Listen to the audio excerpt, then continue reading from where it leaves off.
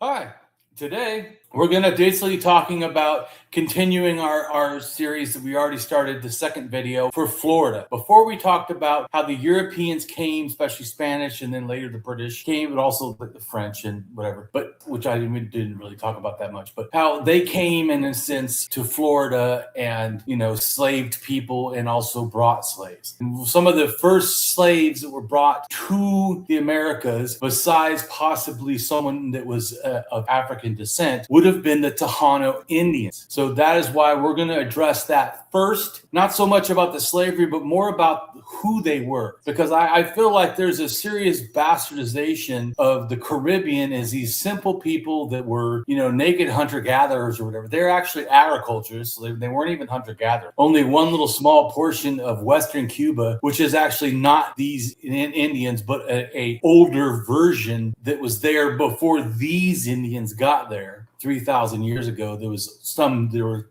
6,000 years old. The 6,000 years old ones don't have chieftains and don't have pottery and don't have, in a sense, agriculture. They're more hunter-gatherers, and they're kind of egalitarian and loose, whatever. So this is real important, though, because when Columbus first comes, he basically, tries to explain these people as simple and half naked and just giving everything away for free or whatever, and just, no weapons, Well, that's just absolutely bastardization of what really was going on. The island of Hispaniola, which is part Haiti and then also the Dominican Republic, people see as like a poor nation. This actually was run by 5 chieftains, which we're going to talk about. And this video, like I said, we're going to start in a sense with the Tejano chieftains, which the Tejano spoke and are from South America, Arawak. So we're also going to address the Arawak chieftains, because the Arawak, the original source of the Tejano people, their chieftain is loose, where the Tejano's chieftain was a paramount chief and more centralized and hierarchical. Both of them, though, are matrilineal, meaning that female descent, which I already told you is every chieftain up in the Pacific Northwest. Most of the chieftains everywhere else also, which I told you, I think, just like the concept of chieftain itself, I think traveled together as a package. So,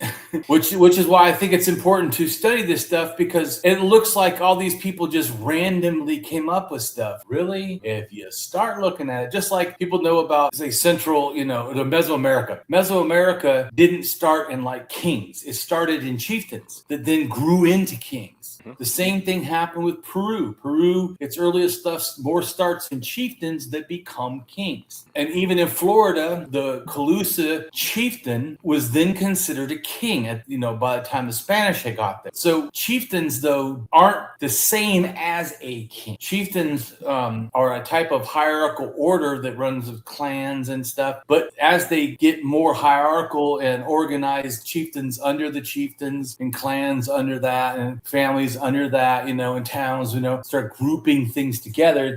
And you start having one chieftain, in a sense, running several chieftains or several towns. You start to get paramount chieftains that are like kings.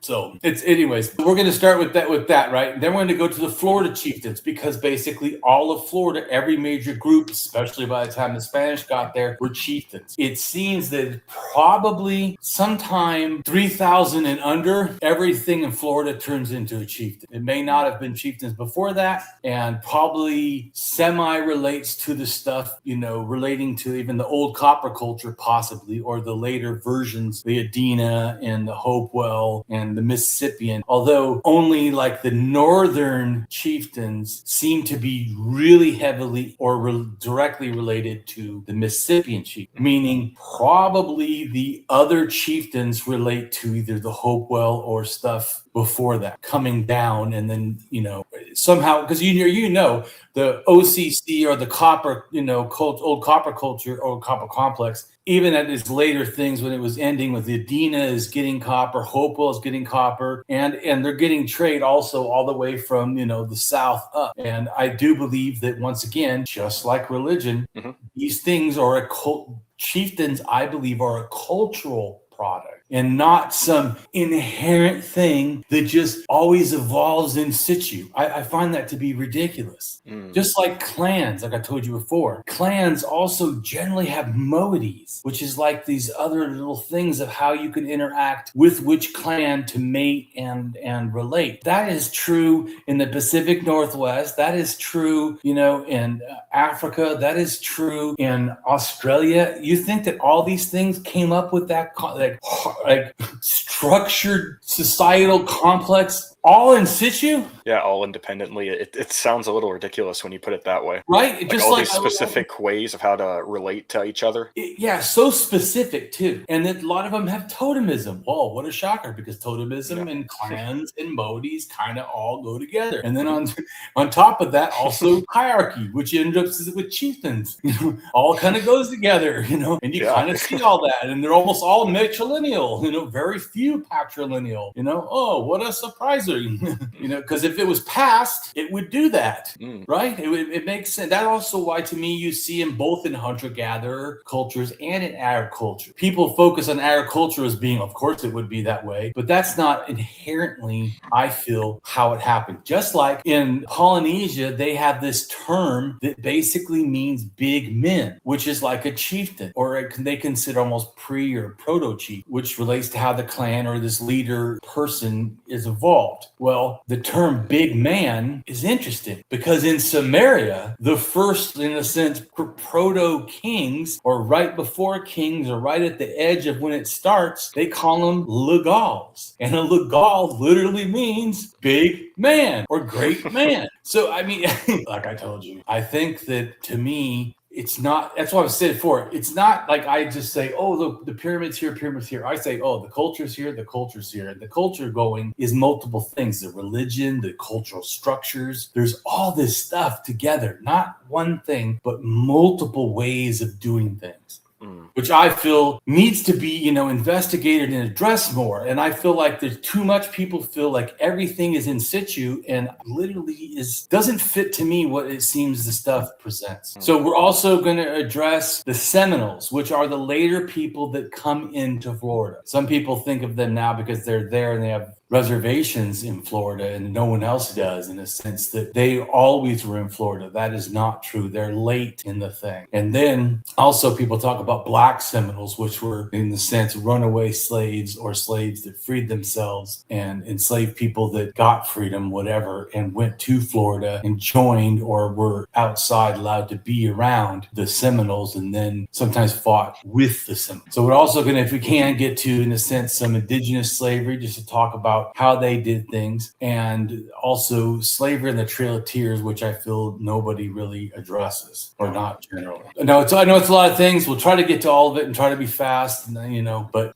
I think all this is really important because there's so much confusion and so much like wrong thinking. People have to almost unlearn to learn the correct stuff. And I know you and me both want to know what's really true, not absolutely what someone believed. In fact, I even watched a show where this one archaeologist was talking about, they went back and rechecked to see if one of the Florida chieftains was accurate to what the Spanish said, because they didn't want to just believe the Spanish accounts of how they were presenting. And they realized, instead of one big chieftain, it looks like there might have been 3 separate groups that were sort of the same language. Ooh. Which I feel like that's better to get. I like when it's more accurate. Let's, like you did, when everyone looks at the old copper complex as just one big thing and all this, and you're like, wait a minute, it looks like several things. It's all one big organization, or all one big complex. That's what I feel is important. It's important to know both the larger things, but then also the breakdown, like what we're going to do here, when we break down the chieftain of the Tejanos. You can't just say, oh, the whole Caribbean. Well, yeah, but no.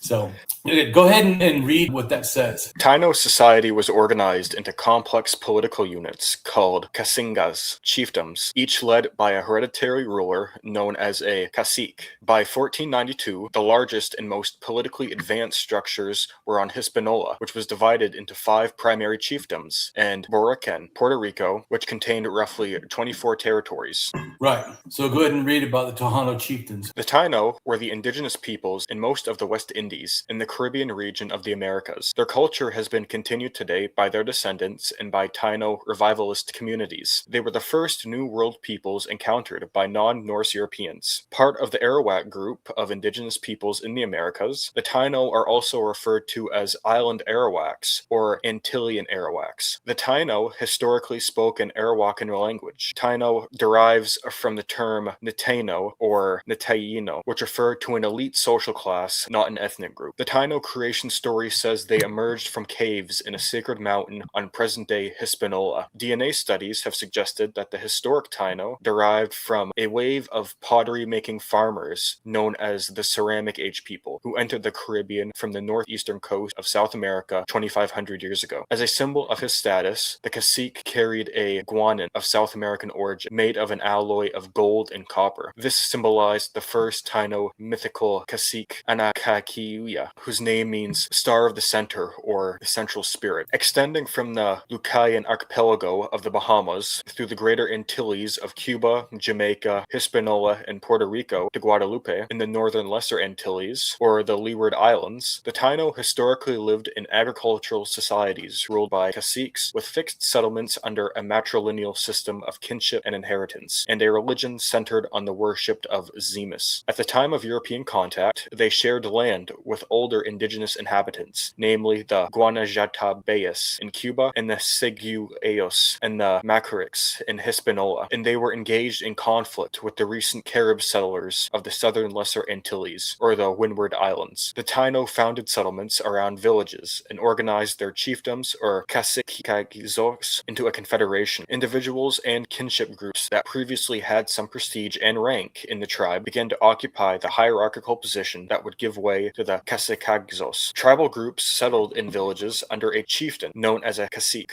or cacica if the ruler was a woman. Chiefs were chosen from the Nitainos and generally obtained power from belonging to a particular maternal line. The chiefs had both temporal and spiritual functions. Which is the same in Egypt, in a sense. The pharaoh is both the spiritual leader and the ruler, king or whatever. Columbus and the crew of his ship were the first Europeans to encounter the Taino people, and they landed in the Bahamas on October 12, 1492. At this time, the neighbors of the Taino were the Guanajuatabeyes in the western tip of Cuba, the island Caribs in the Lesser Antilles from Guadalupe to Grenada, and the Calusa and Ace nations of Florida. On Columbus's second voyage in 1493, he began to demand tribute from the Taino in Hispaniola. According to Kirkpatrick's sale, each adult over 14 years of age was expected to deliver a hawk's bill full of gold every 3 months, or when this was lacking, 25 pounds of spun cotton. If tribute was not brought, the Spanish cut off the hands of the Taino and left them to bleed to death. These savage shit, right? Oh yeah, that's pretty. This is important to remember because some people later say, "Oh, well, the Spanish were so wonderful; they let people be free slaves, or let the slaves free from the England." The Spanish were fucking monsters. They're fucking cutting off their hands right from the outset.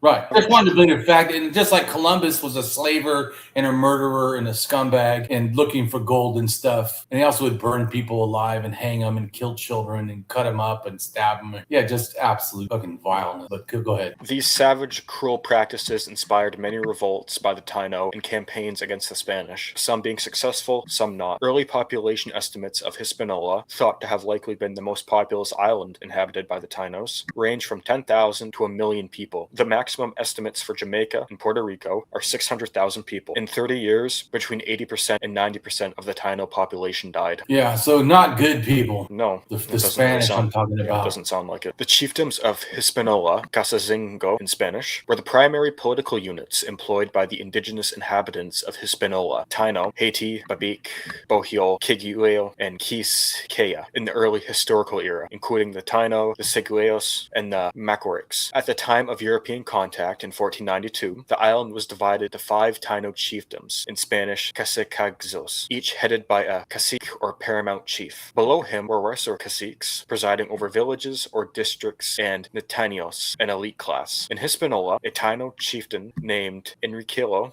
mobilized more than 3,000 Taino in a successful rebellion in the 1520s. These Taino were accorded land and a charter from the royal administration. Despite the small Spanish military presence in the region, they often used diplomatic divisions and, with the help from powerful native allies, controlled most of the region. In exchange for a seasonal salary and religious and language education, the Taino were forced to work for the Spanish and erroneously labeled Indian landowners. This system of labor was part of the encomienda. This picture here, because it's important to grasp what's going on. Like I told you before, the Arawak language of northern South America is what became the Tejano, but also the Carps, the people that they were saying they fought. There's still a version of the Arawak languages. What's not Arawak was that little purple part in the western Cuba. Those were one of the original peoples that was not Arawak and it was not Tejano and didn't have agriculture and didn't have chieftains. Everybody else did. No, it's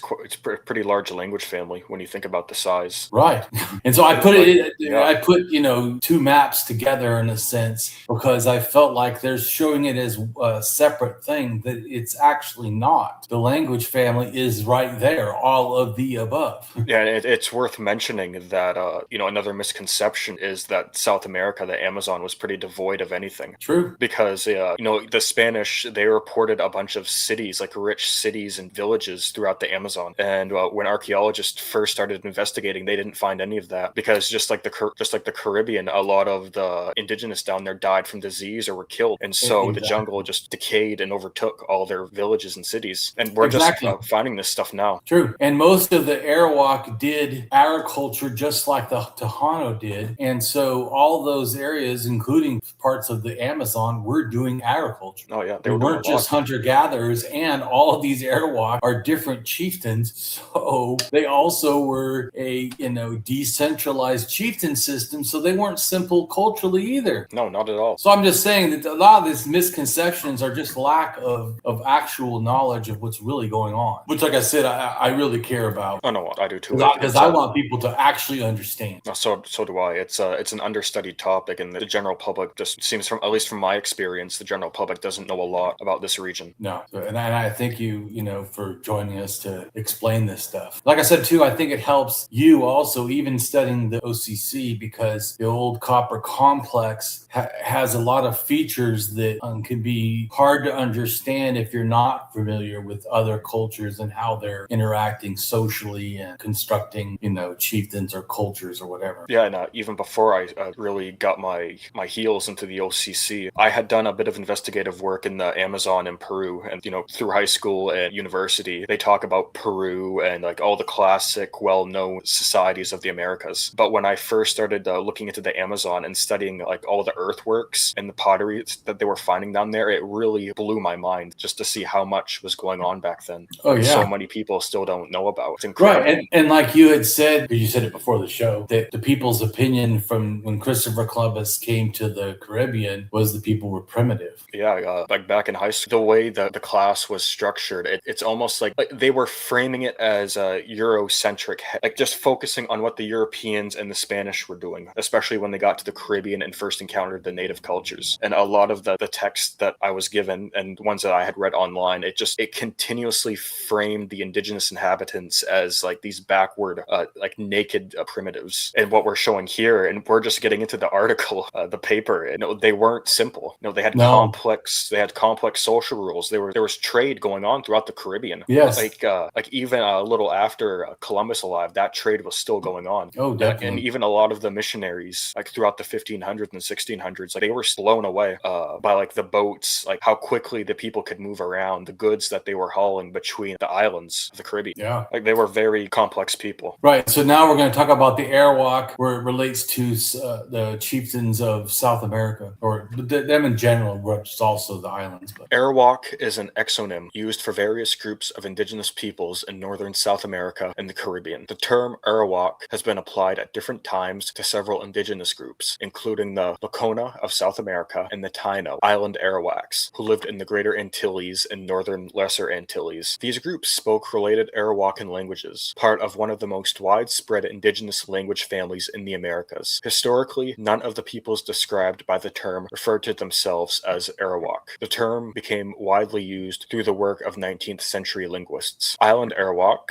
Taino, and Carib. The Taino classes: Nabaria, common people; Nitaino, sub-chiefs or nobles; Bohique, shamans, priests / healers; and cacique, chieftains, or princes. Historically, the chief was the leader of the Kalinago/Carib. The Kalinago, also historically known as by the exonyms Island Caribs or simply Caribs, are an indigenous people of the Lesser Antilles in the Caribbean. They may have been related to the Kalina of South America, historically called mainland Caribs, but they spoke an unrelated language known as Kalinago or Island Carib. They also spoke pidgin language associated with the Kalina. At some point, the Arawakan-speaking Taino culture emerged in the Caribbean. Archaeological evidence shows early human presence in the Caribbean in Trinidad by about 6000 BCE and in Cuba by around 5000 BCE. Later migration from South America included Quacoids and Saladoids. Saladoid people had reached Puerto Rico by at least 430 BCE and later into Hispaniola. By around CE 400, these different groups formed the basis of a Caribbean culture. Two major models have been presented to account for the arrival of Taino ancestors in the islands. The Circum-Caribbean model suggests an origin in the Colombian Andes connected to the Arhuaco people, while the Amazonian model supports an origin in the Amazon basin, where the Arakan languages developed. The Taino were among the first American people to encounter Europeans. Christopher Columbus visited multiple islands and chiefdoms on his first voyage in 1492, which was followed by the establishment of La Navidad that same year on the northeast coast of Hispaniola, the first Spanish settlement in the Americas.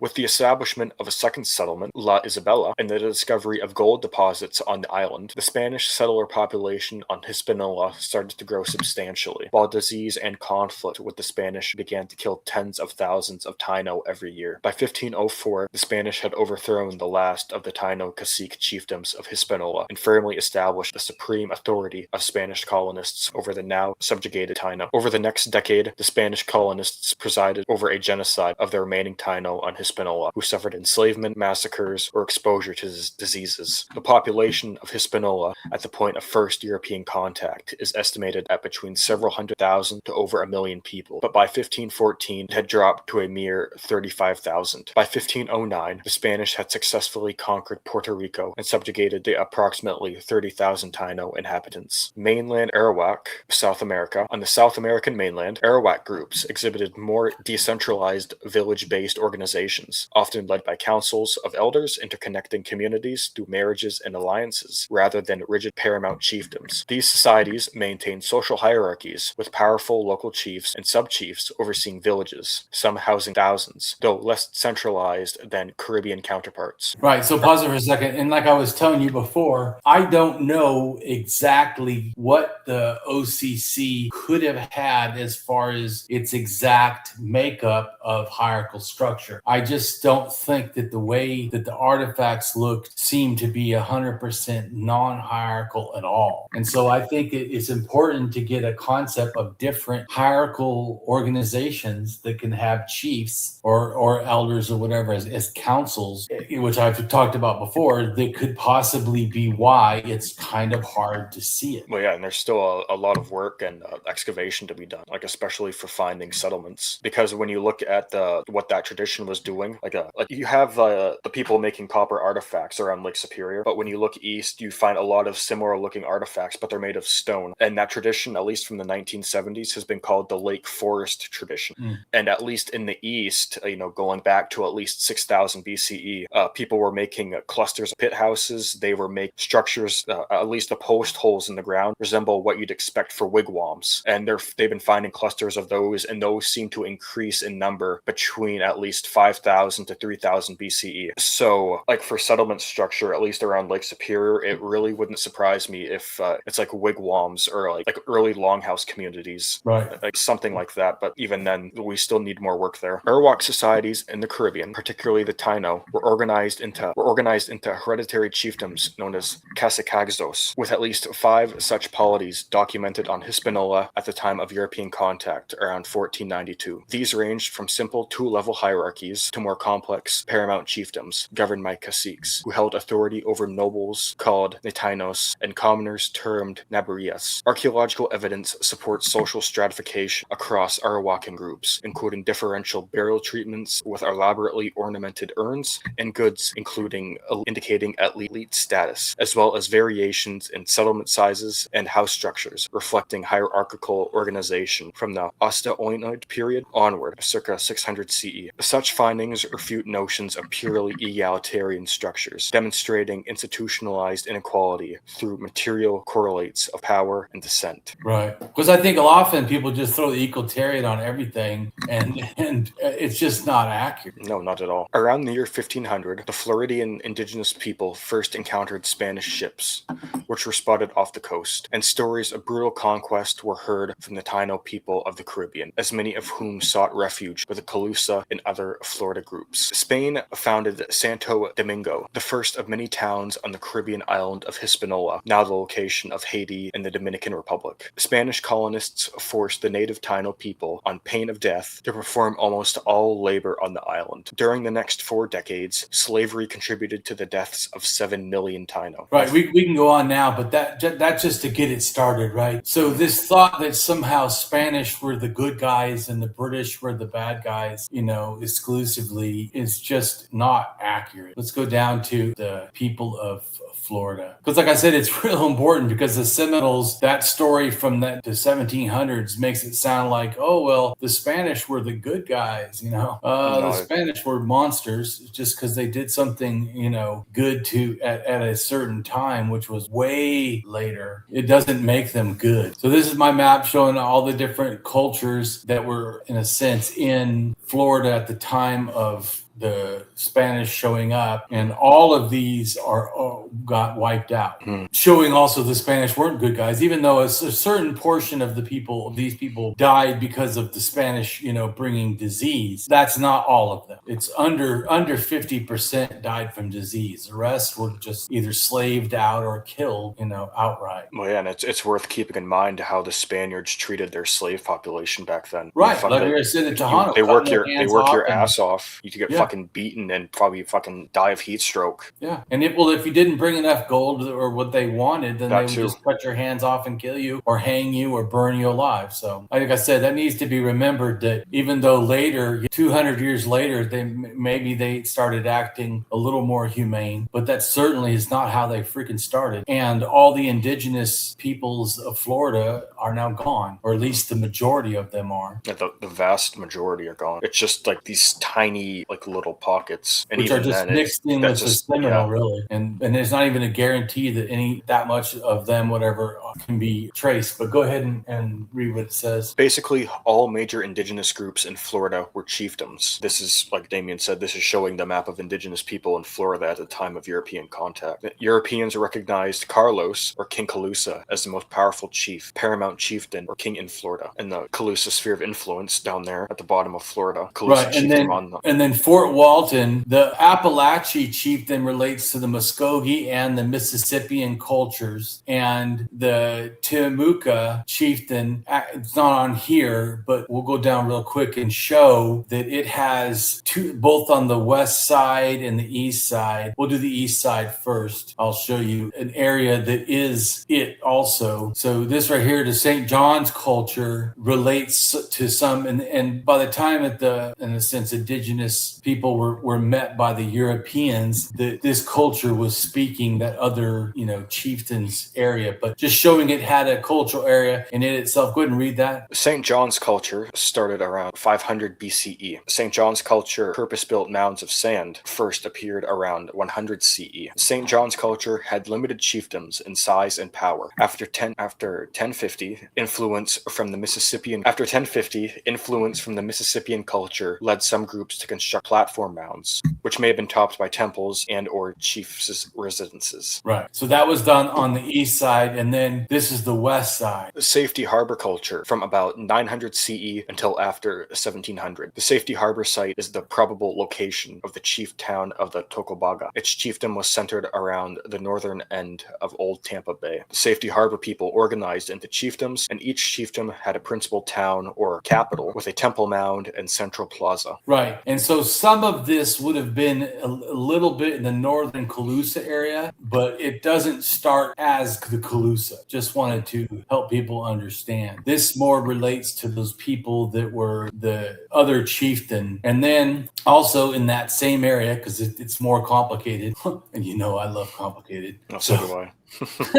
Well, because it's accurate, well, that's what I like about it. That's what I love about it. So this other area is also in that area. This is what I told you before. I watched a show where they said actually it's like three things, and this is kind of showing that it's broken up. The one thing that the Spanish considered it is one language as one huge bunch of chieftains. It actually was three main areas that are all related. The archaeologist Gerald Malinich suggests that the people of the Alachua culture were immigrants from what is now Georgia. Early Alachua culture pottery resembled that of the Ocmulgee culture found on the Ocmulgee River. Other archaeologists have suggested that the distinctive Alachua pottery types developed in situ, and even that the resemblance between Ocmulgee and Alachua pottery resulted from a migration from the Alachua area to the Ocmulgee area. Archaeologists also note the close resemblance between Alachua culture and neighboring Suwannee culture, Valley culture pottery, which appears to have developed in situ out of the McKeithen-Weeden Island culture. And this area was a chieftain. So I've already showed you, in a sense, three distinct cultural areas, which they kind of do with pottery, and then how it relates to the larger chieftain area, which we're going to go back to address. But the reason also I want to show you this one specifically is this little area is where the chieftain idea for the Seminoles organization starts. So we're going to go ahead and add that real quick just so we can address that. Oh, where is it? Hold on. Seminole chiefs. The Spanish Empire's decline enabled the Seminole to settle more deeply into Florida. They were led by a dynasty of chiefs of the Alachua chiefdom, founded in eastern Florida in the 18th century by Cowkeeper. Beginning in 1825, Micanopy was the principal chief of the unified Seminole until his death in 1849, after removal to Indian Territory. This chiefly dynasty lasted past removal, when the U.S. forced the majority of Seminole to move from Florida to the Indian Territory in modern Oklahoma after the Second Seminole War. Micanopy's sister's son, John Jumper, succeeded him in 1849, and, after his death in 1853, his brother Jim Jumper became principal chief. He was in power through the American Civil War, after which the U.S. government began to interfere with tribal government, supporting its own candidate for chief. Right. So that's just to real quick go back to the Timucua chieftain is where all these three things I just showed you, including the sort of the chieftain of the later Seminole from the center one, all relate. Just to show you that it's even more involved, which I watched a show on it. The archaeologist was saying that the Spanish tried to say this whole green area was just all one thing, but actually it's a little more accurate to say it was three separate. So that's why, and I care about that because I want to know, like, it does matter what the Spanish accounts are, certainly. I mean, that's one of the great, these people didn't have writing for themselves. But I do also really like archaeology that shows that, yeah, well, that's kind of true. So I think it's important to, at least for me, and I know to you also, is I want to try to get what's the best understanding we can get, not, what just favors a Spanish account, because I'm not real big on the I was told and then we should believe that thing. No, neither am I. No, and even I appreciate you stepping aside to show, like, it's not just like this huge area. It's more nuanced and complicated than that. Right, which is, like I said, I really appreciated when I saw what you did. It's why I know that you feel you only do mainly one area, but I really appreciate, though, how you address it, because you address it like I would want to address it, and not just simplified, not just sweeping statements without any understanding or looking at the deeper things involved. It's too easy. That's what I was trying to show. It's too easy just to say, oh, well, they said it was all this one thing, so that's good. When the archaeology goes, well, yeah, they may have all spoke the same language. They may have all been chieftains. They may have even been a confederacy of chieftains, but they were three separate groups. And to not address that, the actual archaeology, I think, is more important than just someone's opinion. I know, and it's really important to point out, because if it was organized around three separate chiefdoms, that would explain, like, any nuance you see in the archaeology. Like, why is it a little different? Like, for example, why is the pottery or the artifacts over here a little different than over here if it's supposed to be one like solid chiefdom across that whole area. I totally agree. And so, like I said, same thing. I really appreciate what you do with the OCC by breaking it up. That's why I told you I eventually want to do a video with you where we do break it up and address all of them individually, but also then keep going back like I like to do and keep showing, well, here's the big culture and this is what this one thing is doing, because then it really gives you like what's going on. Basically, all major indigenous groups in Florida. We'll start the first thing. It says when Europeans first landed. When European ships first landed on Florida in the 16th century, the area was well populated by the indigenous peoples of the Timucua, Apalachee, Ace, Tequesta, and Calusa. Right, and so we already talked about the Timucua. They're what later the chieftains for the Seminoles sort of are arranged around, but it's not theirs anymore. But it's the same area, just so people understand. A chiefdom is a political organization of people represented or governed by a chief. Chiefdoms have been discussed, depending on their scope, as a stateless, state analog, or early state system or institution. Usually, a chief's position is based on kinship/clans, which is often monopolized by the legitimate senior members of select families or houses. These elites can form a political, ideological aristocracy relative to the general group.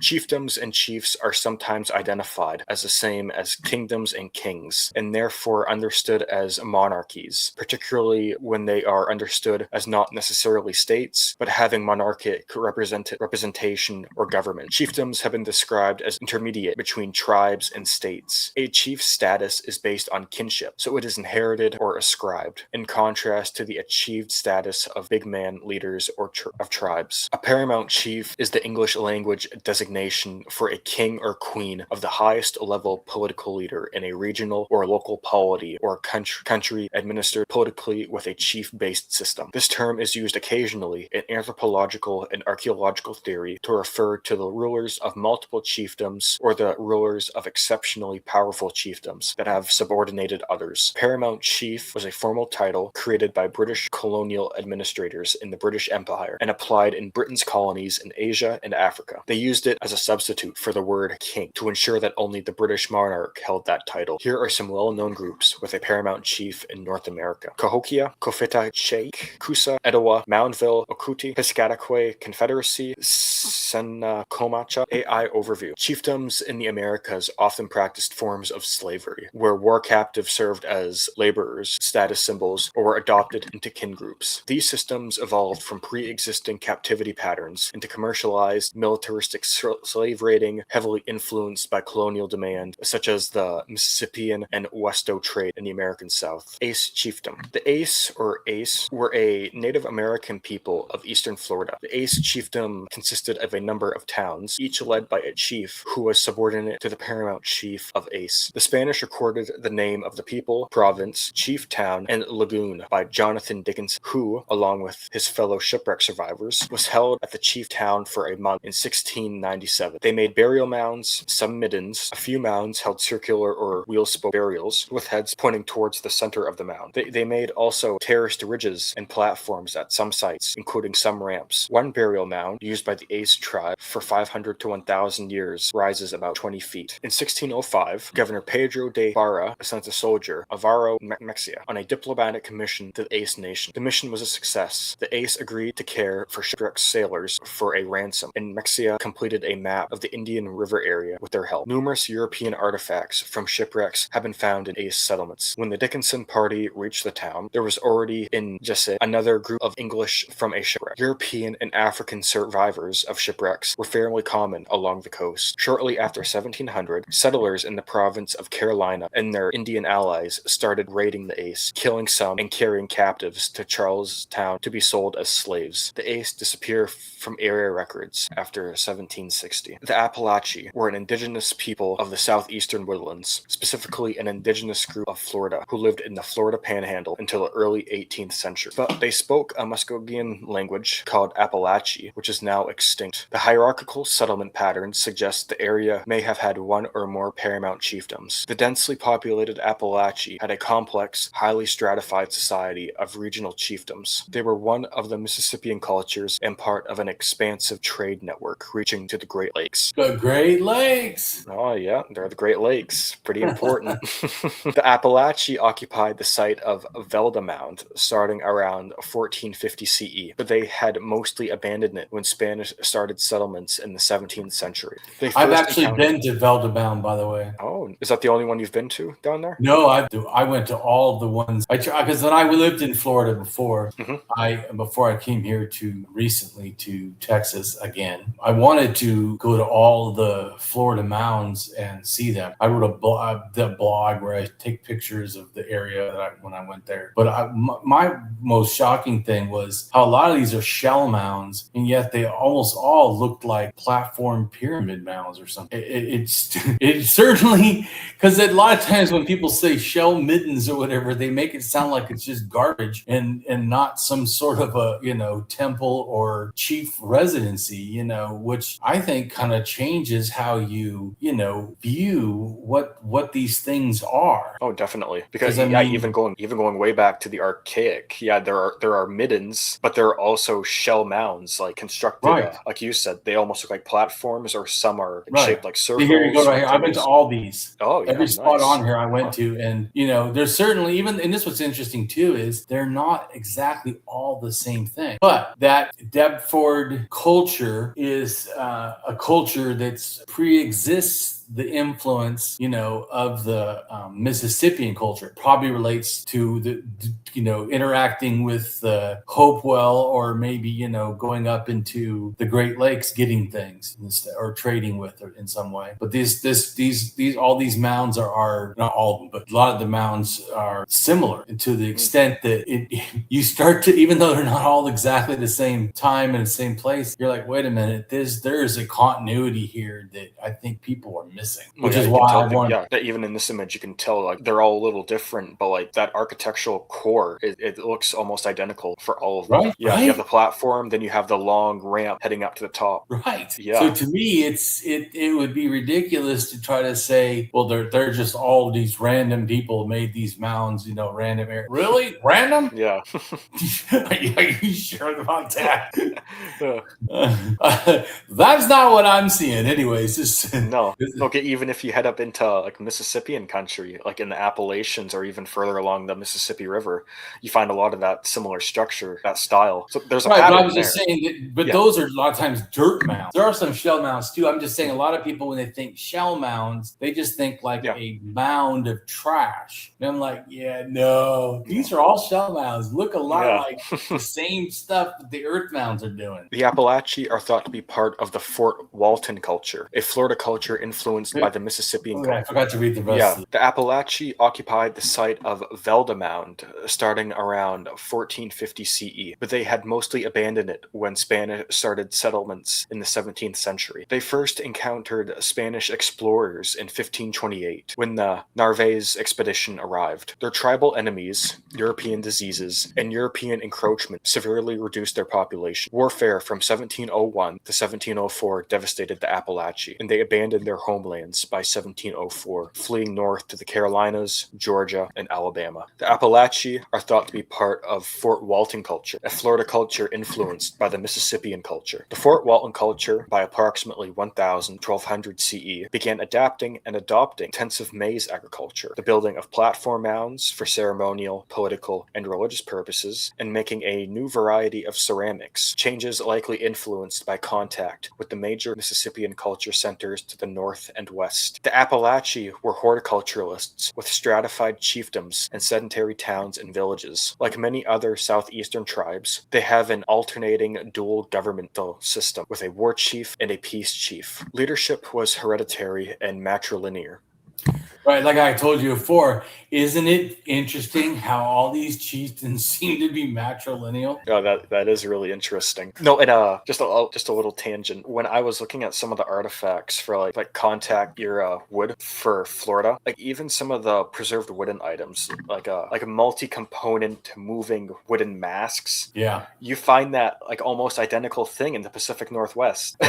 So yeah, it might not be random. Like that you have like this pattern for matrilineal matrilineal chiefdoms like all over the place, especially in the Americas. Right, and that's why you did with even dog burials or red ochre. I feel like, because like we've said, I feel like people act like everything is in situ. Nobody moved. Nobody took and brought ideas from other areas or transferred ideas or shared ideas, which is completely, I feel like, the opposite of the reality. Most stuff is not in situ. Most stuff is absolutely related to other stuff. And also the system of how like something, moved wasn't like Graham Hancock's this advanced culture bullshit where like one culture just travels thousands of miles into every single area. No, it's more like they travel very short and then someone else travels short and then travels short and another thing travels short. Eventually these ideas moved all over the place. So I do think that ideas move,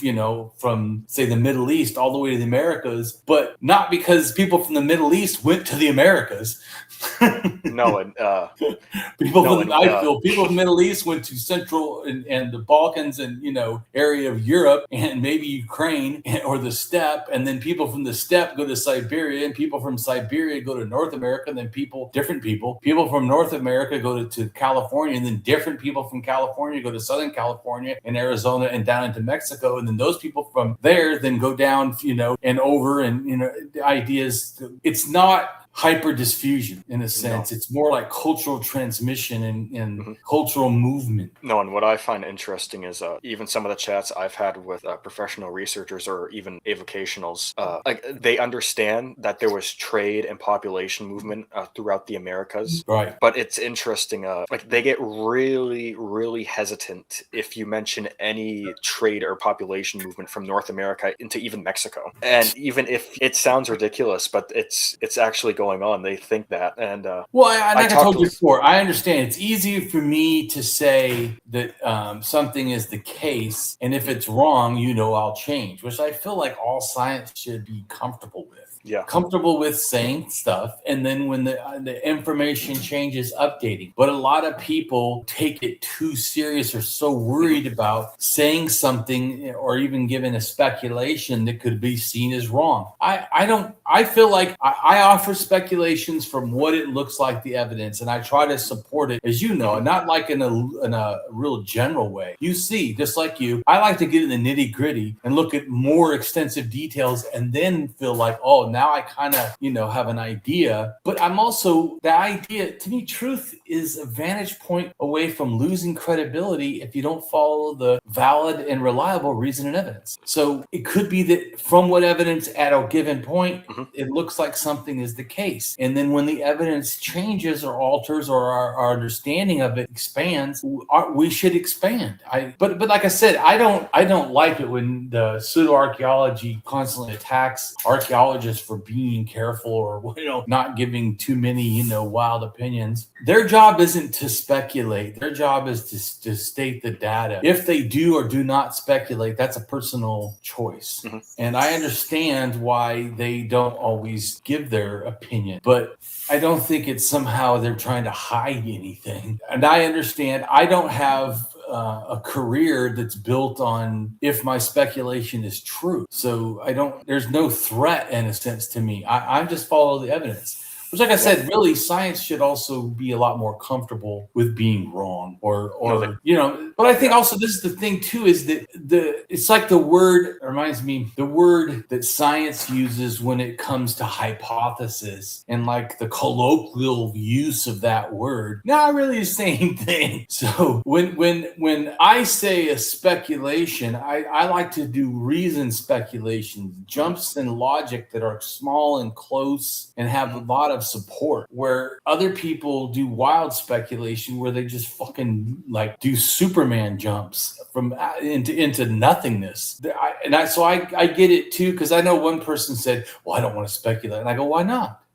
Just make it reasoned. And I'm talking about an academic. said that to me. Well, I don't want to speculate. I'm like, why not? I feel like as long as you frame it as it is a speculation, and here's the reasons why I think it could be correct, then that should be fine. I agree. We shouldn't say this is the truth. The whole truth is nothing but the truth and can never change. I mean, if you're saying that, then you should be ashamed. Like Hancock saying that he knows it's an advanced civilization. There's no evidence of it. In 30 years of trying, still found no evidence of it, but yet he knows it's true. Yeah, that's not true. No. It's not even a good speculation. It's an absolute terrible one. Anyways, go ahead. The Appalachi operated under a centralized political structure led by hereditary chiefs, with each town maintaining its own council and ceremonial center. Their society was matrilineal, and leaders often inherited power through the maternal line. Religious life revolved around large temple mounds, where elites conducted rituals tied to agriculture, warfare, and celestial events. In the 1670s, tribes north and west of the Appalachia, including Chiscas, Apachicolas, Yamasees, and other groups within the Muskogee Confederacy, raided Appalachian missions and seized captives. They traded the captives to the British colony of Carolina, where they were sold as slaves to Carolinian colonists. That being said, the Appalachi were not passive victims through this endeavor. Spanish sources document Appalachi individuals fleeing into the interior, forging alliances, and actively resisting capture through negotiation and subversion. When Queen Anne's War, the North American theater of the War of Spanish Succession, started in 1702, England and Spain were officially at war, in raids by English colonists and their Indian allies against the Spanish and the Mission Indians in Florida and southeastern Georgia accelerated. In early 1704, Carolina militia colonel James Moore led 50 colonists and 1,000 Apachicolas and other Creeks in a series of raids on Spanish missions in Florida. Some villages surrendered without a fight, while others were destroyed. Moore returned to Carolina with 1,300 Appalachians who had surrendered and another 1,000 taken as slaves. The Calusa were a powerful and complex maritime chiefdom in southwest Florida. The Calusa represented a highly stratified chiefdom and may have been emerging as a state. At the time of European contact in the 16th and 17th centuries, the historic Calusa were the people of the Caloosahatchee culture. They developed a complex culture based on estuarine fisheries rather than agriculture. Their principal city of Kalos was probably at Mound Key, and their territory reached at least from Charlotte Harbor to Marco Island. Evidence shows that the Calusa buried their dead in mounds. Calusa influence may have also extended to the Ace tribe on the central east coast of Florida. European contact caused their extinction through disease and violence. Carlos, also known as Kalos or King Calusa, died 1567, was king or paramount chief of the Calusa people of southwest Florida from about 1556 until his death. As his father, the preceding king, was also known as Carlos, he is sometimes called Carlos II. Carlos ruled over one of the most powerful and prosperous chiefdoms in the region at the time, controlling the coastal areas of southwest Florida and wielding influence throughout the southern peninsula. Contemporary Europeans recognized Carlos, or King Calusa, as the most powerful chief, paramount chieftain, or king in Florida. Carlos was chief at the time of contact with the Spanish under Pedro Menendez de Avilas in 1566. At this time, Carlos faced internal political pressure from Felipe, as well as war with external enemies, most notably the Tocobaga around Tampa Bay. As a result, he initially sought an alliance with the Spanish. The alliance soon failed due to the conflicting aims of the two parties, and the relationship between the Calusa and the Spanish turned violent. Eventually, Carlos was captured and executed by Spanish officers. Felipe succeeded him as chief. The Caloosahatchee culture region lasted from 500 BCE to 1750 CE, and at the time of first European contact, the Caloosahatchee culture region formed the core of the Calusa domain. The people of the Caloosahatchee culture built mounds. Some of the mounds in the Caloosahatchee settlements were undisturbed shell middens, but other were constructed from midden and earth materials. The hundreds of sites identified range from simple small middens, complex sites with earthwork platform mounds, plazas, water courts, causeways, and canals. Early Spanish and French sources refer to the tribe, its chief town, town and its chief as Calus, and Carlos. Hernando de Escalante Fontenende, a Spaniard held captive by the Calusa in the 16th century, recorded that Calusa meant fierce people in their language. By about 500 BCE, the archaic culture, which had been fairly uniform across Florida, shifted into more distinct regional cultures. Some archaic artifacts have been found in the region, later occupied by the Calusa. In 1564, according to a Spanish source, the priest was the chief's father and the military leader was his cousin. The Spanish documented 4 cases of known succession to the position of paramount chief, recording most names in Spanish form. The Calusa had a stratified society consisting of commoners and nobles in Spanish terms. While no evidence shows that the Calusa had institutionalized slavery, studies show they used captives for work or even sacrifice. A few leaders governed the tribe. They were supported by the labor of the majority of the Calusa. The leaders included the paramount chief or king, a military leader, Capitan General in Spanish, and a chief priest. The capital of the Calusa, from where the rulers administrated, was Mound Key, near present-day Estero, Florida. An eyewitness account from 1566 mentioned a king's house on Mound Key that was large enough for 2,000 people to stand inside. Which is big. Yeah, that's pretty huge. 2,000 when you think about it. people. That's like 2,000 people inside that. That's like it's like an auditorium. Right. It's calling that a house. It's like calling a mansion a house. Oh yeah, that's pretty big. Yeah, 2,000 people. That's absolutely a mansion, or like you said, an auditorium. Yeah, maybe not height wise, but like just scale. Yeah, impressive. Salvaged goods and well, 1 survivors. second, real quick. So imagine the size of mound you need to build to have a thing that big. Oh, huge. Yeah. That's a lot of labor investment. Like just to build them, just to build the mound. Like if it's of earth and not shell. I mean, even shell, that's still incredibly impressive. Massive. That you have to. Yeah, it's impressive whichever way you put it. Salvaged goods and survivors from wrecked Spanish ships reached the Calusa during the 1540s and 1550s. The best information about the Calusa comes from the memoir of Hernando de Escalante Fonteneda, one of these survivors. Although many others survived the shipwreck, only Fonteneda was spared by the tribe in whose territory they landed. Warriors killed all the adult men. Fonteneda lived with various tribes in southern Florida for the next 17 years before being found by the Menendez de Avalos expedition. The surviving crew and passengers were captured by the Calusa, who enslaved them and eventually sacrificed most of them, including Escalante Fonteneda's brother. Escalante Fonteneda apparently escaped death by correctly interpreting their commands to sing and dance for them. He spent the next 17 years living among the Calusa and other tribes, learning several languages and traveling extensively through Florida. Hernando de Escalante Fonteneda, circa 1536, after 1575, dates uncertain, was a Spanish shipwreck survivor who lived among the Native Americans of Florida for 17 years. His circa 1575 memoir, Memoria de las Casas y Costa y Indios de la Florida, is one of the most valuable contemporary accounts of American Indian life from that period. After the outbreak of war between Spain and England in 1702, slaving raids by Uchise Creek and Yamasee Indians allied with the province of Carolina began reaching far down the Florida peninsula. The Carolinian colonists supplied firearms to the Creek and Yamasee, but the Calusa, who had isolated themselves from Europeans, had none. Ravaged by new infectious diseases introduced to the Americas by European contact and by the slaving raids, the surviving Calusa retreated south and east. After Spain ceded Florida to the Kingdom of Great Britain in 1763, the remaining tribes of South Florida were relocated to Cuba by the Spanish, completing their removal from the region. While a few Calusa individuals may have stayed behind and been absorbed into the Seminole, no documentation supports. Right, and I bring this up because some people say that the Seminoles are made from the Calusa, and one of the reasons beyond just a understanding of the different tribes of Florida is that way they can say we've been here long.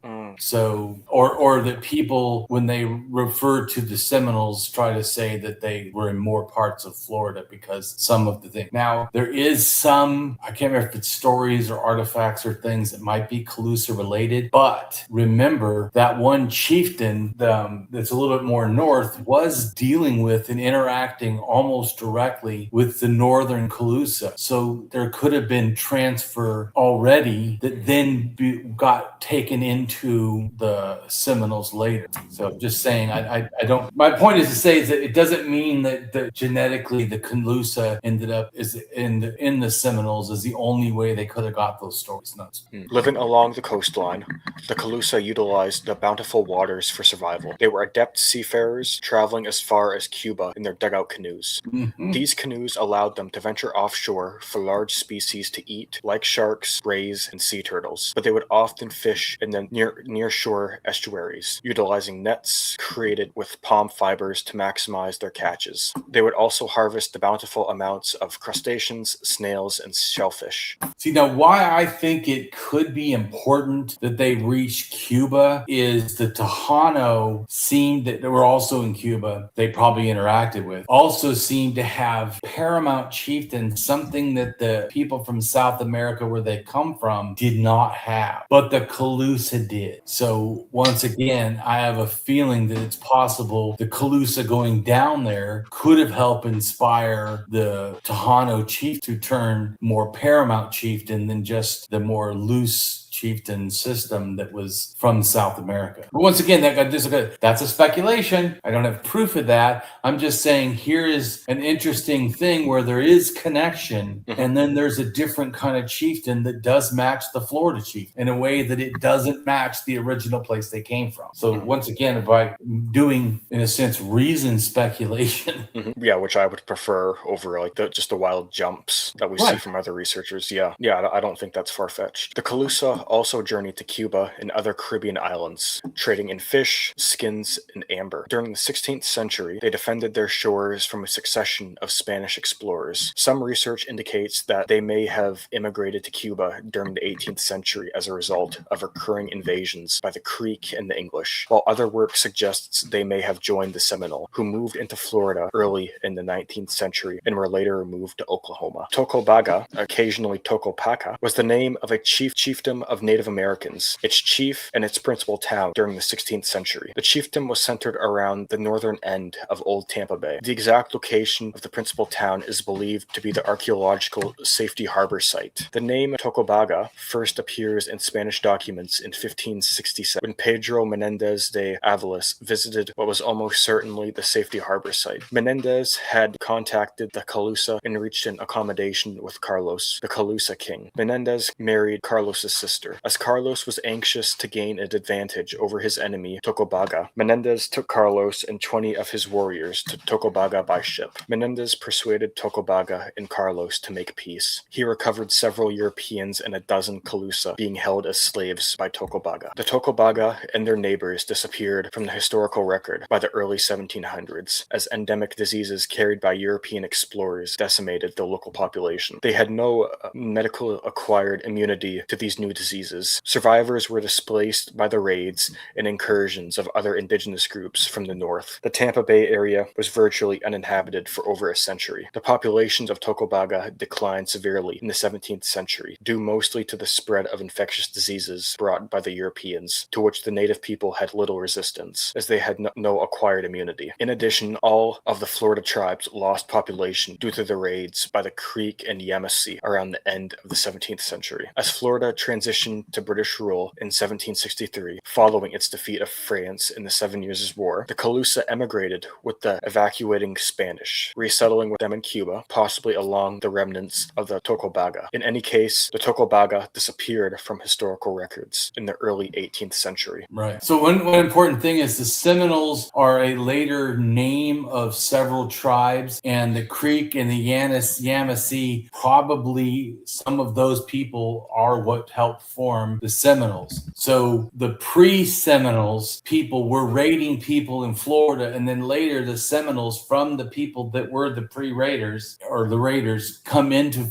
Florida and take it over after the people have been raided and killed. Just because I feel like sometimes the Seminoles are explained as, you know, these great people that just wanted freedom. They came from these tribes that were slavers and, you know, raiders. And that doesn't mean that those people of that tribe are the ones that did it, I don't know. I'm just making a comment. Certainly the populations they came from were not, in a sense, non-harmful groups. The Safety Harbor people were organized into chiefdoms and lived primarily in villages along the shoreline of Tampa Bay and the adjacent Gulf of Mexico coast. The chiefdoms may have consisted of about 15 miles, 24 kilometers of shoreline, and extended about 20 miles to 32 kilometers inland. Each chiefdom had a principal town or capital with a temple mound and central plaza. 15 such towns have been identified along the Florida coast from southern Pasco County to northern Sarasota County, an area that includes all of the Tampa Bay area. Only one principal town has been found inland. Capitals had a central rectangular plaza, a truncated pyramidal mound up to 20 feet, 61 meters high, and up to 130 feet, 40 meters long on each side. At the base stood on one side of the plaza. One or more buildings stood on top of the mound, and a ramp ran from the top of the mound to the plaza. A burial mound would be located off to the side. A shell mound, or midden, ran along the shore, and other middens were sometimes located on other sides of the plaza. The plaza itself was kept clear of debris. The more important residents of the town had their houses around the plaza, while the lower class lived in huts further from the plaza. The Spanish reported that the chief and his family resided on the main mound, and that a temple, probably a charnel house, stood on the opposite side of the plaza. Safety Harbor ceramics are found in burial mounds in the Caloosahatchee culture area, Mitchum's South Florida's Safety Harbor. Milanich ascribes the presence of such objects to trade, but states that future work may clarify the relationship of the Safety Harbor and Caloosahatchee cultures. Lear and Almy note that temple mounds south of Charlotte Harbor differ significantly from Safety Harbor temple mounds in form. Lear has also argued that other materials found in burial mounds south of Charlotte Harbor belong to a South Florida or Glades cult artifact complex. Lear also argues that the presence of Mississippian culture and St. John's culture artifacts in burial mounds shows that such articles, along with Safety Harbor objects, were traded into the area. Right. Once again, so it's also agreeing there's mass trade that's going far distance from their normal area of chieftain involvement, which we've been saying the whole time. That's the norm. Vast trade is more normal than not. Yeah, so like don't be surprised if you find like one culture's artifacts in a different culture's area. Right. Panfilo de Narvaez sailed into Tampa Bay in April of 1528 with about 400 men. He claimed the land for Spain. The Safety Harbor culture developed in place from the preceding Minnesota culture, a Weedon Island-related culture of the central Florida coast. Safety Harbor was influenced by the Mississippian culture, with some ceramics resembling the Mississippian-related Fort Walton culture and incorporating symbols of the southeastern ceremonial complex. However, the people of the Safety Harbor culture had not adopted an agricultural economy, and consequently, the culture did not become Mississippian. See, that's interesting too, that they get a large, because the southeastern ceremonial complex is a religious kind of thing. So they're accepting the religion, they're accepting some of the ideas for how to structure the culture, but yet they don't do agriculture. So they don't really become Mississippian, which I think is also just shows that can be variation where a culture accepts different ideas and yet not the entire package. No, I think that's actually pretty interesting, because when most people think about Mississippian, they like automatically associate it with agriculture. Right. And they think that if you take one part, you accept the entire freaking, because they have their pottery, they have their social structure, they have their religious structure, but yet they don't have their economy. Panfilo de Narvaez sailed into Tampa Bay in April of 1528 with about 400 men. He claimed the land for Spain and told the Tocobaga people to become Catholic and loyal to Spain or die. When misunderstandings happened, Narvaez turned brutal. He cut off Chief Herihiga's nose and fed the chief's mother to his dogs. These cruel acts stuck in the Tocobaga's memory, turning them against all Europeans who came later. The once peaceful fishing communities became watchful defenders, ready to fight any white-skinned visitors. A ship from Cuba reached Tampa Bay in 1529, looking for survivors from Narvaez's failed trip. Some Tocobaga villagers waved from shore, saying they had a letter from Narvaez. This friendly sign was actually a trap. Juan Ortiz, just 18 years old, from Seville, went ashore with 3 friends to get the supposed message. As soon as they stepped on land, Tocobaga warriors grabbed all 4 men. The natives who rowed out to the Spanish ship jumped into the water and swam back to shore, finishing their trick. Chief Hirahigua used 2 Spanish captives for target practice, letting his warriors shoot them with arrows. For Juan Ortiz, he planned a more painful death, roasting him alive over a slow fire as payback for what Narvaez did to his family. The Tocobaga tied Ortiz to a wooden frame and put him over flames. His screams filled the village as the fire burned under him. The chief watched with joy, finally getting revenge against the Spanish who had hurt him and killed his mother. Other villagers gathered to see this act of justice. The chief's teenage daughter rushed forward as Ortiz suffered over the flames. She threw herself over the young Spaniard and begged her father to stop. She said keeping one Christian as a prisoner would honor the tribe without causing harm. Other women joined her pleas, unable to listen to Ortiz's cries any longer. Chief Hirahuiga agreed to spare the Spaniard's life, pulling him from the fire before he burned to death. Ortiz lived, but became a slave to the Tocobaga. The tribe gave him dangerous and gross jobs no one else wanted. His main task involved guarding the village graveyard at night, where bodies lay out on wooden platforms until their flesh rotted away. He had to keep wolves and other animals from taking the bodies. After several months, Chief Hirahigua's hate for the Spanish grew stronger. He started planning another killing for Ortiz, still wanting full revenge for the cruelty done to his family. Chief Mocoso welcomed Ortiz and refused to give him back when Hirahiga demanded that Spaniards return. Ortiz lived with the Mocosa people for about 10 years, learning their language and adopting their customs. The Timucua were a Native American people who lived in northeast and north central Florida and southeast Georgia. They were the largest indigenous group in that area and consisted of about 35 chiefdoms, many leading thousands of people. At the time of European contact, Timucuan speakers occupied about 19,200 square miles, or 50,000 square kilometers, in the present-day states of Florida and Georgia, with an estimated population of 200,000. Right. Remember when we started at the beginning, I explained I watched a thing that said that it probably were 3 different sects or versions or whatever, and then we kind of went through each one, and the one in the middle later became connected to the chiefs of the Seminole. The word Timucuan may derive from Thimagoan or Timangua, an exon used by the Saturia chiefdom of present-day Jacksonville for their enemies, the Utina, who lived inland along the St. Johns River. Both groups spoke dialects of the Timucua language. So this right here shows that they couldn't all be one big chieftain, since one of the chieftains was the enemy of the other chieftain that all spoke the same dialect. Timucua tribes, in common with other peoples in Florida, engaged in limited warfare with each other. The standard pattern was to raid a town by surprise, kill and scalp as many men of the town as possible during the battle, and carry away any women and children that could be captured. While alliances and confederacies arose between the chiefdoms from time to time, Timucua were never organized into a single political unit. The various groups of Timucua speakers practiced several different cultural traditions. The people suffered severely from the introduction of Eurasian infectious diseases. By 1595, their population was estimated to have been reduced from 200,000 to 50,000, and 13 chiefdoms remained. By 1700, the population of the tribe had been reduced to an estimated 1,000 due to slave raids from Carolinian settlers and their Indian allies. Right, that's a big thing, right? So even if it was 50,000 down to 1,000 because of slave raids, that's huge. Yeah. No,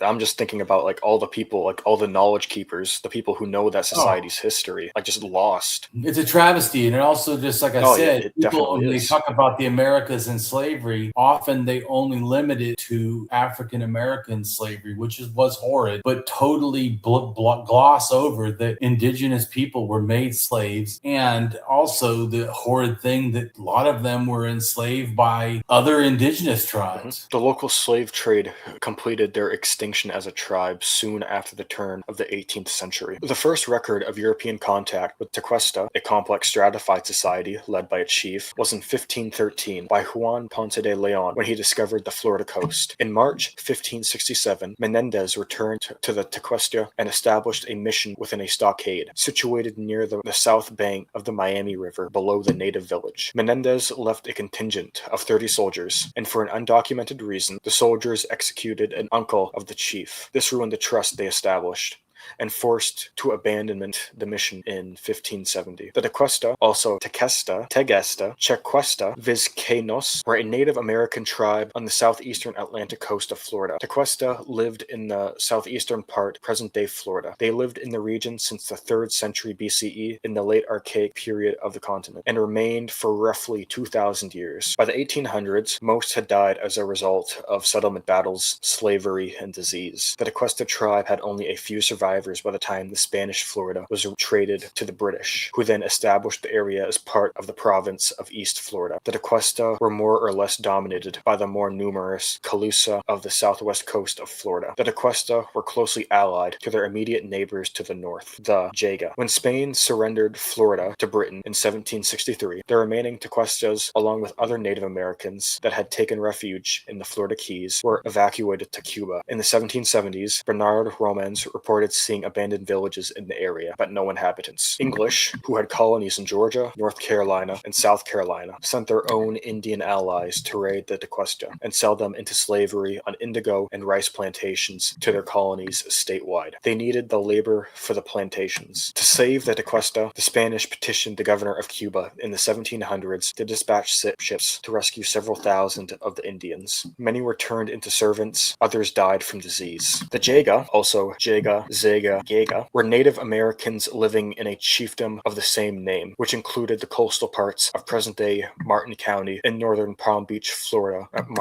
County, Florida, at the time of initial European contact and until the 18th century. There is little written history about the Jaga. They were likely similar in culture and custom to the surrounding Calusa, Tequesta, and Ace tribes. The area occupied by the Jaga corresponds to the East Okeechobee culture region, an archaeological culture that is part of, or closely related to, the Bella Glade culture, or the Glades culture. Starting in 1703, during Queen Anne's War between England and Spain, the Jaga were kidnapped into slavery and their villages ransacked by English slave traders from the Carolina colony, who were assisted by the Yamasee and Yuchi tribes. By 1711, the last Jaga chief was desperately seeking sanctuary from the Spanish in Cuba for the remaining members of his tribe, who were hiding out in the Florida Keys, 2,000 other Floridian Native Americans. Captain Luis Perdomo arrived with 2 ships from Havana, but could only rescue 270 of the refugees. Possessing no immunity, most died from disease within a few years in Cuba. The settlement pattern of the Pensacola culture or area suggests that the area was a series of minor chiefdoms with their own local centers, such as Fort Walton Mound, with one large paramount chiefdom located at the Bottle Creek site. The site is the largest on the Gulf Coast, and with 18 mounds is comparable in scale to Moundville and the Plaquemine, Mississippi and Holly Bluff site in western Mississippi. The Pensacola culture was a regional variation of the Mississippian culture along the Gulf Coast of the United States that lasted from 1100 to 1700 CE. The archaeological culture covers an area stretching from a transitional Pensacola/Fort Walton culture zone at Choctawhatchee Bay in Florida to the eastern side of the Mississippi River Delta near Biloxi, Mississippi, with the majority of its sites located along Mobile Bay in the Mobile-Tensaw River Delta. Sites for the culture stretched inland north into the southern Tombigbee and Alabama river valleys as far as the vicinity of Selma, Alabama. By 1250 CE, Pensacola peoples had begun trading with coastal Coles Creek culture peoples in southeastern Louisiana. Their style of pottery was found to be influenced on peoples in this area, with many examples as well as local derivatives found at the Sims site in St. Charles Parish, Louisiana. Right. So once again, just to real quick recap what we've already said many times, lots of far-reaching trade that is causing, the stuff to change or to be influenced. And that's, to me, what I see a lot of is cultural transmission and influence. The early ceramics of Pensacola culture also show that they had significant contact with Plaquemine Mississippian culture peoples from the lower Mississippi Valley. Archaeological research at the Bottle Creek site has shown that the people of of the Pensacola culture may have moved into this geographical area from the north and west, but by the 14th century, they had developed their own distinctive ceramic style and their own unique settlement pattern. Unlike their Fort Walton neighbors to the east, Pensacola peoples relied more on the use of coastal resources than on maize agriculture. The peoples of the early Pensacola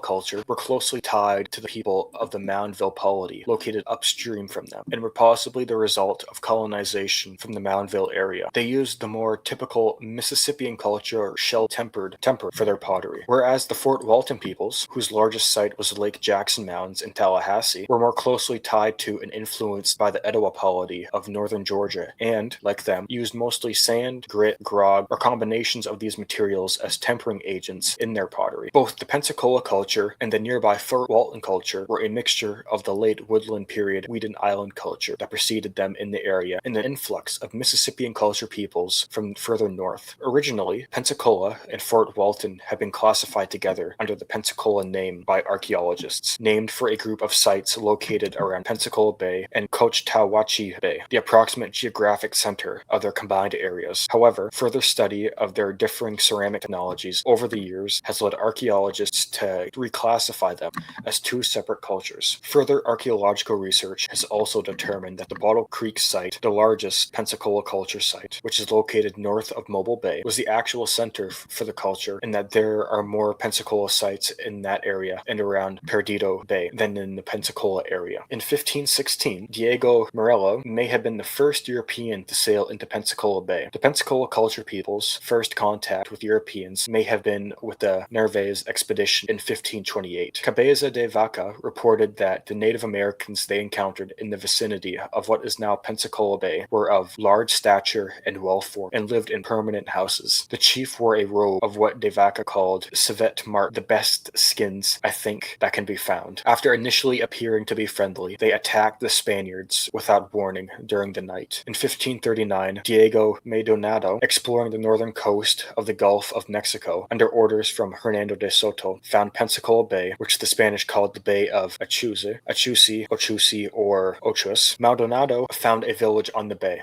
where he seized one or two of the inhabitants, along with a good blanket of sables. De Soto ordered Maldonado to meet him at the Bay of Achus the next summer with supplies for his expedition. Maldonado returned 3 years in succession, but De Soto never appeared. It is possible that the Pensacola culture peoples were connected to, or were the central Alabama Mabalands disastrously encountered by De Soto in 1514. Pensacola was, in fact, the very first European settlement in what was to become the United States. On August 15th, 1559, Spanish conquistador Don Tristan de Luna led an 11-ship, 1,500-person expedition into Pensacola Bay. It brought not only Europeans to Pensacola, but also as many as 200 Africans, both enslaved and free, as well as natives from Mexico. This was the first multi-year European settlement in the territory of what is now the United States. But, weeks later, the colony was decimated by a hurricane on September 19, 1559, which killed an unknown number of sailors, sank 6 ships, grounded a 7th, and ruined supplies. The survivors struggled to survive, most moving inland to central Alabama for several months in 1560 before returning to the coast. But after 2 years, the effort was abandoned in 1561. Some of the survivors eventually sailed to Santa Elena, today's Paris Island, South Carolina, but another storm hit there. Survivors made their way to Cuba and finally returned to Pensacola, where the remaining 50 at Pensacola were taken back to Veracruz. The Viceroy's advisors later concluded that Northwest Florida was too dangerous to settle. They largely ignored it for 137 years. The next mention of the Mabalinas is in 1674 by Bishop Gabriel Diaz Vara Calderon, who places them on an island in West Florida, possibly the swampy high ground of Mound Island, where the Bottle Creek site is located, or Dauphin Island. Later historic Mabalin villages are closer geographically to Bottle Creek, and the nearby city of Mobile, Alabama, was named for them. In 1559, Tristan de Luna y Arellano led a Spanish expedition to establish the colony of Ochus on Pensacola Bay, then known as Bay of Ichus, also spelled Ichus, but the endeavor ended up being short-lived. The Spanish had planned to rely on the local peoples for food supplies, but they found the area almost deserted and only a few people lived in fishing camps around the bay. The present city of Pensacola was established by the Spanish in 1698 as a buffer against French settlement in Louisiana. By the early 18th century, Pensacola people, a Muskogean-speaking group associated with the Fort Walton culture, Appalachia province, were living in the western part of what is now the Florida Panhandle, and are the source of the name Pensacola Bay, the city of Pensacola, and later the Pensacola culture. The Spanish colonial authorities also discovered that Carolinian traders were entering the colony to trade with the Creek people, establishing informal anti-Spanish alliances. During Queen Anne's War, Creek war parties, aided by Carolinian raiders, launched several raids into the Pensacola region and besieged the city twice in 1707. These raiding parties also raided settlements belonging to the Pensacola people, who responded by retreating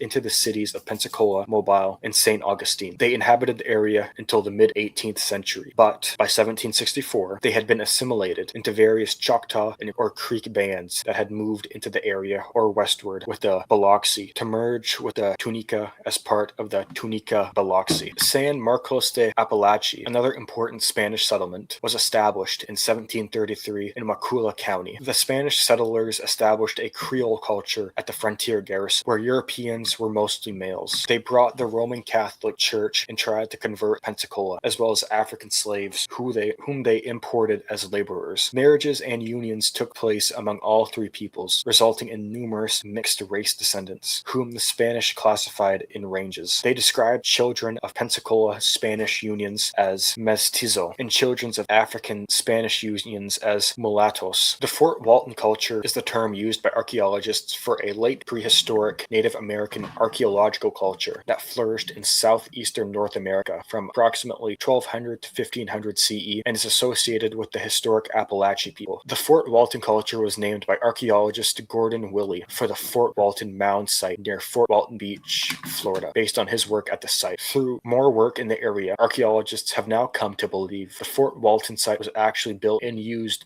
by people of the contemporaneous Pensacola culture.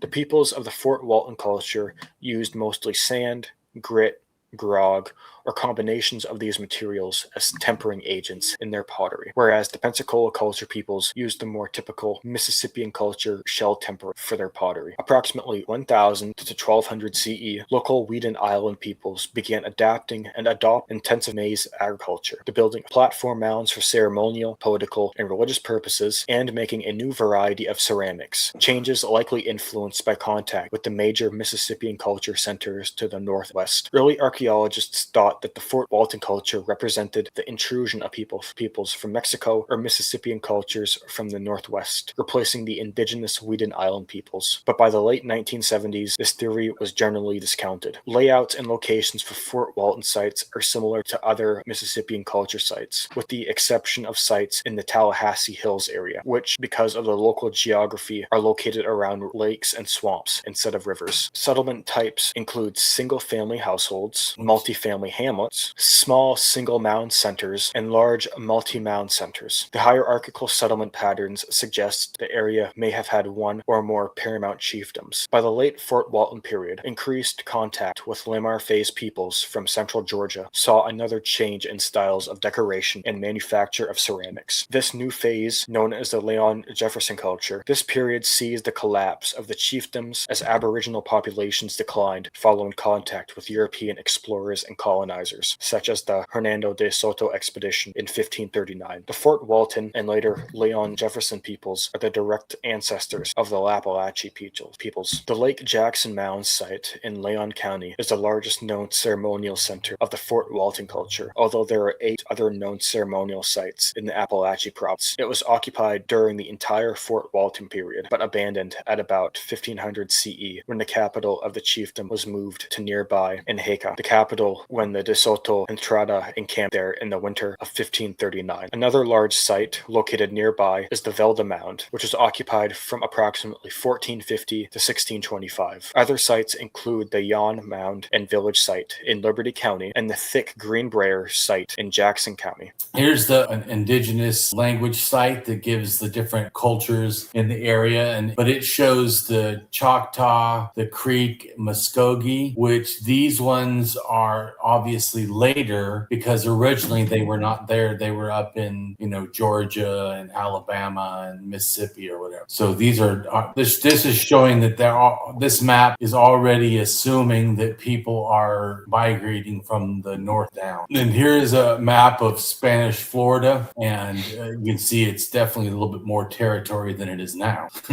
And go ahead and read it. AI overview. Indigenous attacks on Spanish Florida involved significant pushbacks by native tribes against Spanish colonization, enslavement, and forced religious conversion, alongside complex proxy wars. Major conflicts include the Guayal Uprising, 1597, large-scale Spanish Calusa hostilities, 1614, and the destruction of the Spanish mission system during the Appalachian Massacre, 1704. Yeah. So then we're going to go down. This is the Seminoles, showing the territory they come from. They come from more north, and then they end up in northern Florida at first. And that's the area also where they had that one central thing we showed at the beginning that they got their chieftain ideas from. And then the Seminole Wars, they move more south, and then eventually the Seminole territory is limited to the south, and then the current, in a sense, reservations are also mainly in the south. And they come from, in a sense, mostly the Muskogean languages, which this map shows the different ones and where they were at. And see the Appalachia down there? Mm-hmm.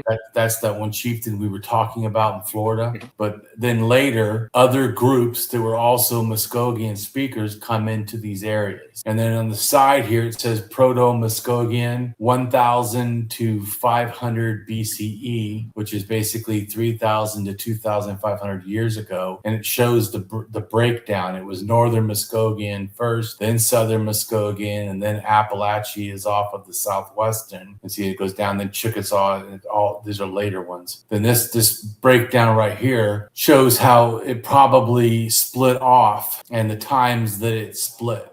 And these also relate to these were part of the Mississippian culture. So it's important to remember that too. So go ahead and read a little bit. Muskogean is a language family spoken in the southeastern United States. The Muskogean family consists of Alabama, Chickasaw, Choctaw, Muskogee or Creek, Coasati, Appalachia, and Hitchiti, Miccosukee, Hitchiti. Hitchiti is generally considered a dialect of Miccosukee. Seminole is sometimes used for either a dialect of Muskogee spoken in Oklahoma or to refer to the Miccosukee, which is the ancestral language of most Florida Seminoles, while Cow Creek Seminole more specifically refers to a dialect of Muskogee spoken by a minority of Seminoles in Florida. The major subdivisions of the family have long been controversial, but the following lower-level groups are universally accepted: Choctaw, Chickasaw, Alabama, Coasati, Hitchiti, Miccosukee, and Muskogee. Appalachia is no longer spoken. Its precise relationship to the other languages is uncertain. Mary Haas and Pamela Munro both classify it with the Alabama Coasati group. The Muskogee Creek are associated with large mound-building polities, such as the Okmulgee, Etowah Indian mounds, and Moundville sites. Pre-contact Muskogee polities shared agriculture, transcontinental trade, craft specialization, hunting, and religion. Early Spanish explorers encountered ancestors of the Muskogee in the mid-16th century. The Muskogee were the first Native Americans officially considered by the early United States government to be civilized under George Washington's civilization plan. In the 19th century, the Muskogee were known as one of the 5 civilized tribes because they were said to have integrated numerous cultural and technological practices of their more recent European American neighbors. Formed in part originally by Muskogee refugees, the Seminole people today have 3 federally recognized tribes: the Seminole Nation of Oklahoma, Seminole Tribe of Florida, and Miccosukee Tribe of Indians of Florida. Coosa was the name of one of the 4 mother towns of the Muskogee Creek Confederacy. The Coosa chiefdom was a powerful Muskogean-speaking Native American paramount chiefdom centered in what is now northwestern Georgia and southeastern Tennessee in the United States. The total population of Coosa's area of influence, reaching further into present-day Tennessee and Alabama, has been estimated at 50,000. It was inhabited from at least 1400 until about 1600 and dominated several smaller chiefdoms. The Coosa Coosa chiefdom was centered at a site along the Coosawhattie River in present-day Gordon and Murray counties in northwestern Georgia. The capital of Coosa, it had a large plaza and 3 platform mounds, as well as residential buildings. Researchers have found various Mississippian culture pottery types, the most substantial of which reflect the site's Middle and Late South Appalachian Mississippian culture, a regional variation of the Mississippian culture, habitation from 1300 to 1600. The Mississippian culture was a collection of Native American societies that flourished in what is now the Midwestern, Eastern, and Southeastern United States from approximately CE 800 to 1600, varying regionally. It was known for building large earthen platform mounds and other shaped mounds as well. It was composed of a series of urban settlements and satellite villages linked together by loose trading networks. The largest city was Cahokia, believed to be a major religious center, located in what is present-day southern Illinois. Archaeologists, who nicknamed the Coosa settlement as Little Egypt, have defined these as Dallas, Lamar, and Mouse Creek phases of pottery. These types of variations could indicate that the chiefdom underwent 3 archaeological phases and changes in culture, each with distinct pottery and artifact styles. Only one other village had a mound. The others associated with the chiefdom had only residential dwellings. The Cherokee first appeared to use the word Coosa to mean the Muskogee Creek people of the upper towns, who were competitors and enemies. A number of cultural traits are recognized as being characteristic of the Mississippian culture. Although not all Mississippian peoples practiced all of the following activities, they were distinct from their ancestors in the adoption of some or all of these traits. 1. The construction of large, truncated earthwork pyramidal mounds or platform mounds. Such mounds were usually square, rectangular, or occasionally circular. Structures, domestic houses, temples, burial buildings, or other, were usually constructed atop such mounds. 2. Maize-based agriculture. In most places, the development of Mississippian culture coincided with the adoption of comparatively large-scale, intensive maize agriculture, which supported large populations and craft specialization. They expanded by sectioning off land and working one plot at a time. 3. Shell-tempered pottery. The adoption and use of riverine, or more rarely marine, shells as tempering agents in ceramics. 4. Widespread trade networks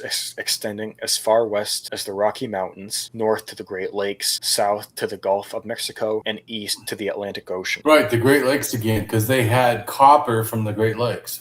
5. The development of the chiefdom or complex chiefdom level of social complexity. 6. The development of institutionalized social inequality. 7. A centralization of control of combined political and religious power in the hands of few or one. 8. The beginnings of a settlement hierarchy in which one major center, or mounds, has clear influence or control over a number of lesser communities, which may or may not possess a smaller number of mounds. 9. The adoption of the paraphernalia of the Southeastern Ceremonial Complex, or SECC, also called the Southern Cult. SECC items are found in Mississippian culture sites from Wisconsin to the Gulf Coast and from Florida to Arkansas and Oklahoma. The SECC was frequently tied into ritual game playing, as with Chunky. Right, so once again, it shows vast spread of things. So this, to me, the shell mounds and raised platform mounds, this kind of shows both of those in a large context of the North America and South America. And then this right here shows the Hopewell cultures and the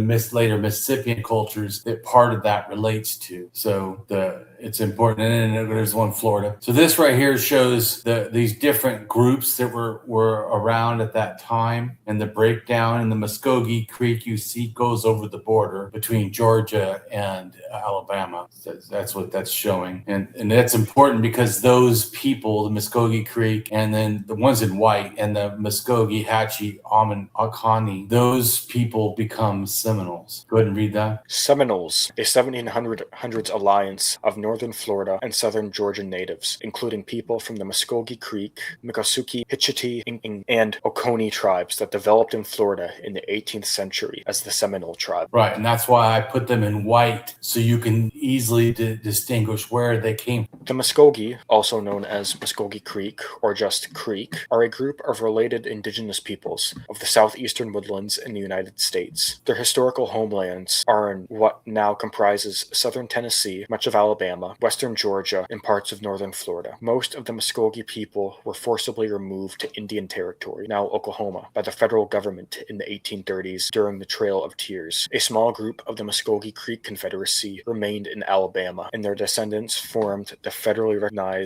Porch Band of Creek Indians. Another Muskogee group moved into Florida between roughly 1767 and 1821, trying to evade European encroachment, and intermarried with local tribes to form the Seminole. Through ethnogenesis, the Seminole emerged with a separate identity from the rest of the Muskogee Creek Confederacy. The great majority of Seminole were forcibly relocated to Indian Territory in the late 1830s, where their descendants later formed federally recognized tribes. Some of the Seminole moved north to the Miccosukee into the Everglades, resisting removal. These two tribes gained federal recognition in the 20th century and remain in Florida. The respective languages of all of these modern-day branches, bands, and tribes, except one, are closely related variants called Muskogee, Muskogee, and Hitchiti-Miccosukee, all of which belong to the Eastern Muskogean branch of the Muskogean language family. Hitchiti was a tribal town in what is now the southeast United States. It was one of several towns whose people spoke the Hitchiti language. Its sites had large platform mounds and may have served as ceremonial centers. Archaeological evidence indicates that the material culture from the 17th century lower Chattahoochee region had developed in place over several centuries.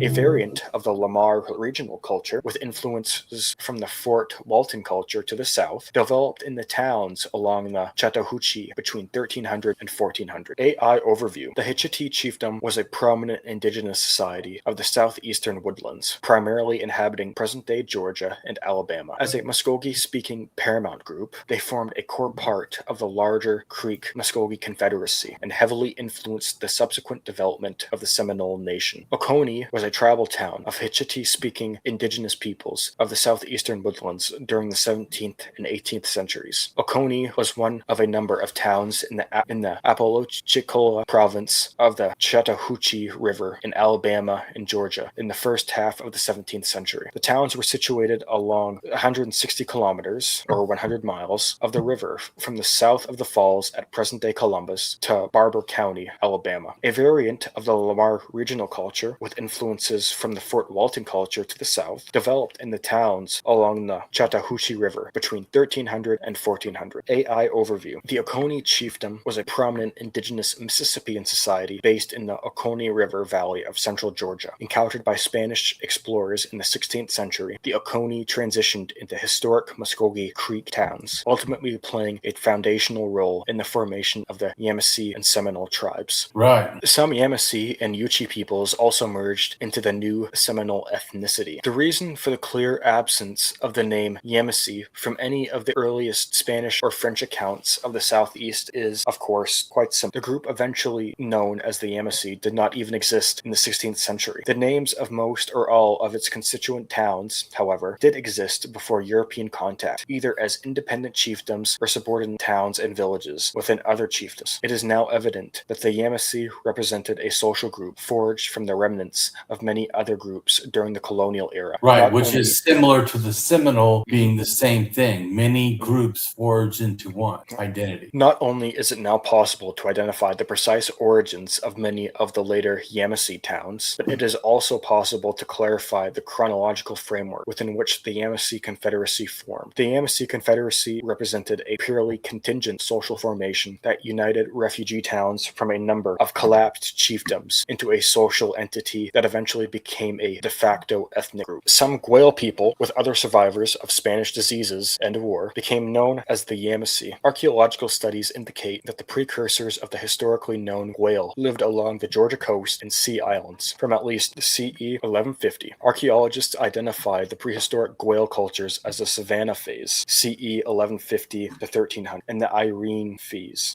circa 1300 to 1600. While the prehistoric ancestors of the Guayal shared many characteristics with regional neighbors, they left unique archaeological features that distinguished the Proto-Guayal people from other groups. The prehistoric people were organized into chiefdoms. They built Mississippian-type platform form mounds, major earthworks requiring the organized labor of many people and using highly skilled soil and engineering knowledge. They used the mounds for ceremonial, religious, and burial purposes. Native American chiefdom along the coast of present-day Georgia and the Sea Islands. Spanish Florida established its Roman Catholic missionary system in the chiefdom in the late 16th century. During the late 17th century and early 18th century, the Goyle Society was shattered by extensive epidemics of new infectious diseases and warfare from other tribes. Some of the surviving remnants migrated to the mission areas of Spanish Florida, while others remained near the Georgia coast. Joining with other survivors, they became known as the Yamasee, an ethnically mixed group that emerged in a process of ethnogenesis. In 1675, the Spanish first used the term Yamasee to refer to the newcomer refugees. They thought them similar to the Latama. In Goyle province, some of the Yamasee joined the existing missions, while others settled on the periphery. The Latama, Yamasee, Goyle, and other refugees scattered in the southeast. Some relocated to new missions in Spanish Florida, but most rejected Spanish authority. The Yamasee towns and chiefs' names indicate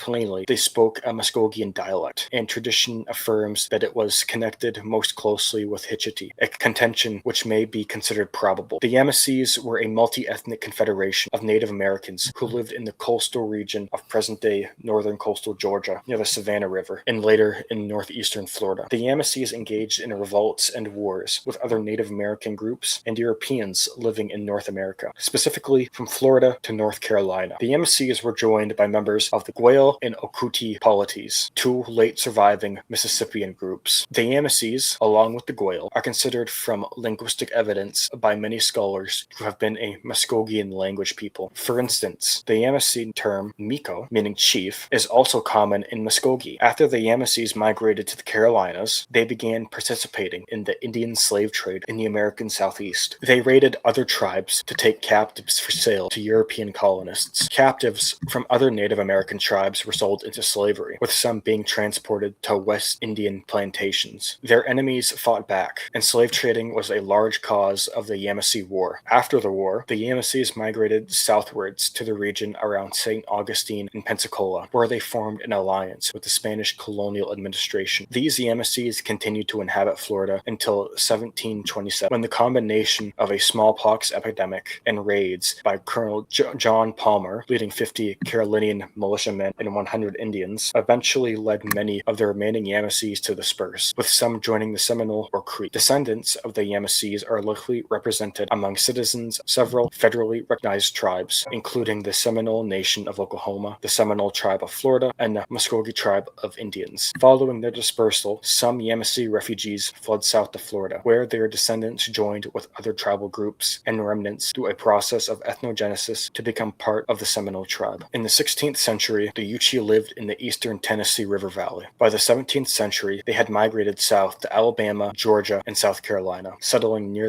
Muskogee Creek. Some also migrated to the Florida Panhandle. A traditional town chief led each Yuchi settlement and continues to hold an annual series of ceremonies and its square ground site. Traditionally, the Yuchi people were subsistence farmers, and the most important of these is the Midsummer Green Corn Ceremony. At first contact with Europeans, they resided in autonomous communities found in what is now eastern Tennessee, but during the colonial period, they established settlements throughout the southeastern United States. An earlier invasion of southern territories by the Yuchi is noted by one of the governors of Florida in a letter dated 1639. These invaders proved a constant source of annoyance to the Spaniards. Finally, they established themselves in West Florida, not far from the Choctawhatchee River, where they were attacked by an allied Spanish and Appalachian expedition in 1677 and suffered severely. In the 1700s, the Yuchi became geographically and militarily associated with Creek-speaking towns settled in present-day Georgia and Alabama. At the time, to the Calusa is possibly part of the Seminoles. Creek society was a chiefdom-level society, which was similar to the Calusa. Their society was organized into matrilineal clans named after animals such as panther, hare, and deer, natural forces such as wind, as well as plants like potato, and corn. Clan membership was determined through the mother's line and led back to a common female ancestor. Similarly, the Calusa likely operated under a matrilineal clan structure. Despite their initial resistance to European encroachment, the population of the Calusa dwindled due to diseases brought by contact with outsiders. By the late 1700s, their numbers had significantly decreased, leading to their eventual assimilation into other groups, such as the Seminoles, with some possibly migrating to Cuba. The legacy of the Calusa continues to be an important part of Florida's indigenous history. The Calusa are believed by some to have been adopted into or to have integrated into the Bear Clan of the Seminole tribe. Since the Calusa were not agriculturalists, they did not participate in the green corn dance or other rituals like it's seen among the Creek during colonization. The green corn dance was still a vital and central part of Seminole religion, politics, and life. The religion of the Creeks was also vastly different from that of the Calusa. While the Calusa believed in 3 supreme beings, the Creeks believed in only one. The Creek believed in an omniscient great creator, or a supreme being who was the giver of life. The Creek would appeal to the spirits of the universe, such as the sun, the moon, and the natural spirits. During colonialism and European expansion, it was then that the Seminoles became a distinct group of individuals and moved from being largely Creeks or Seminoles. Since the Seminoles were largely the descendants of the Creeks, they followed the same form of government. The Micro, or leader, continued to reside in the Talwa village. After colonialism, council leaders, which was represented by several Creek Seminole clans, elected the highest official. This continued from their old days of election. This position was filled by a member of a specific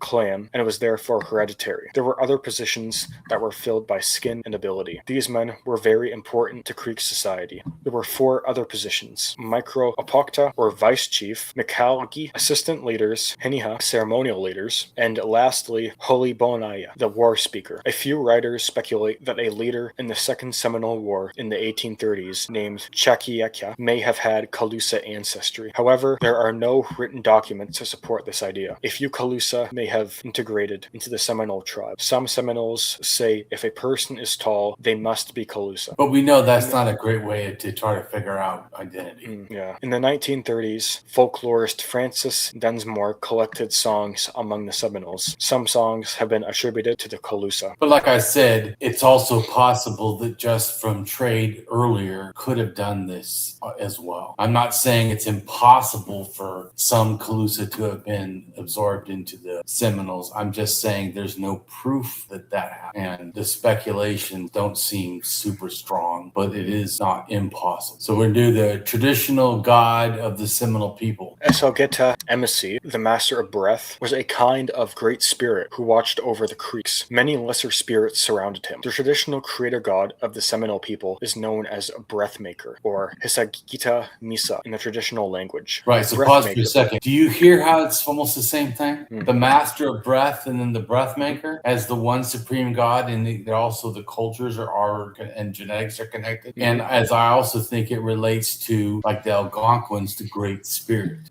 Breathmaker, Hisagita Misa, the great spirit who sustains life and watches over all. Breathmaker is the creator god of the Seminole tribe. He made the people out of clay and taught them another story we've read, right? Oh, out of clay? Yeah, that's another common one. He made the people out of clay and taught them the arts of civilization. He is associated with the Milky Way, which he created as his own home and which is considered to be the afterlife in traditional Seminole cosmology. After colonization, some Seminole people began to associate Breathmaker with Jesus and the Milky Way with heaven. Related figures in other tribes: Abba in Ili, Chickasaw, creator god and divine spirit, relating to the meaning of one who sits above, or with the sun, and he is associated with the sun. Una Talanvi, Cherokee creator, sometimes Cherokee people today also refer to the creator as the great spirit borrowed from other tribes. Sometimes heavenly one or ruler is used instead. Gichi Manitou, Ojibwe, great spirit, sky chief, master of life, as in other Algonquin tribes. The great spirit is abstract, benevolent, and does not directly interact with humans. Right, and then just real quick, before I had shown you last time that here we have Algonquin language, and then all these symbols I put on here are all the ones that have a great spirit version, which is pretty much all of them. So,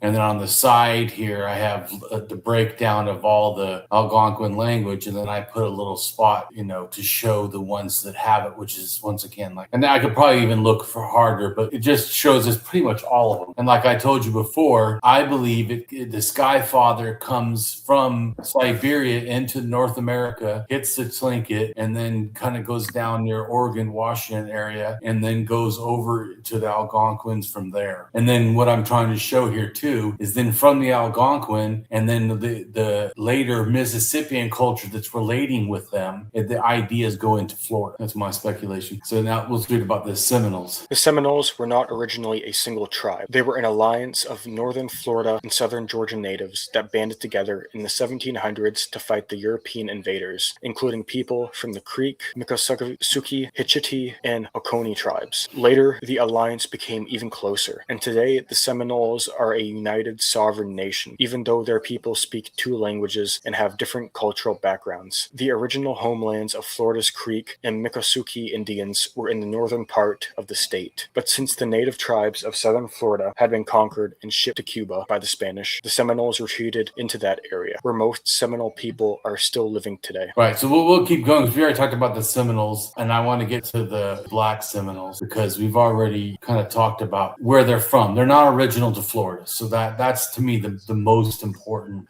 thing to understand is they're not from Florida, because some people have an opinion that they're like somehow an indigenous tribe that's always been in Florida, because they'll say Americans never conquered them, which is not actually totally true either, because they literally took a lot of them and put them in Oklahoma. So you can't both deny the Trail of Tears and accept it at the same time. So we already know that indigenous peoples already pre-existing had slavery, and we're not going to read all, but indigenous slavery among the Native Americans in the United States was already going on. It's not a new thing that happened because of the Americans. But I'm going to have you read how did they respond to African American slavery? Tensions varied between African Americans and Native Americans in the South, as each nation dwelt with the ideology behind the enslavement of Africans differently. In the late 1700s and 1800s, some Native American nations gave sanctuary to runaway slaves, while others were more likely to capture them and return them to their white masters or even re-enslave them. Still, others incorporated runaway slaves into their societies, sometimes resulting in intermarriage between the Africans and Native Americans, which was commonplace among tribes like the Creek and Seminole. Some Native Americans may have had a strong dislike of slavery, because they too were seen as a people of a subordinate race than whites of European descent. They lacked the political power to influence the racialistic culture that pervaded the non-Indian South. It is unclear if some Native American slaveholders sympathized with African American slaves along racial lines. Missionary work was an efficient method the United States used to persuade Native Americans to accept European methods of living. Missionaries vociferously denounced Indian removal as cruel, oppressive, and feared such actions would push Native Americans away from converting. These same missionaries reported that Native American slave owners were brutal masters, even though accounts of Indian freedmen gave different accounts of being treated relatively well without tyrannical treatment. In 1718, the Lenape threatened war if Penn's Quakers allowed slavery in Pennsylvania. To preserve the peace, the Quakers began restricting slavery and eventually banned it. Slavery in Indian country, which is Oklahoma, after removal. In the 1830s, all of the 5 civilized tribes were relocated, many of them forcibly to the Indian Territory, later the state of Oklahoma.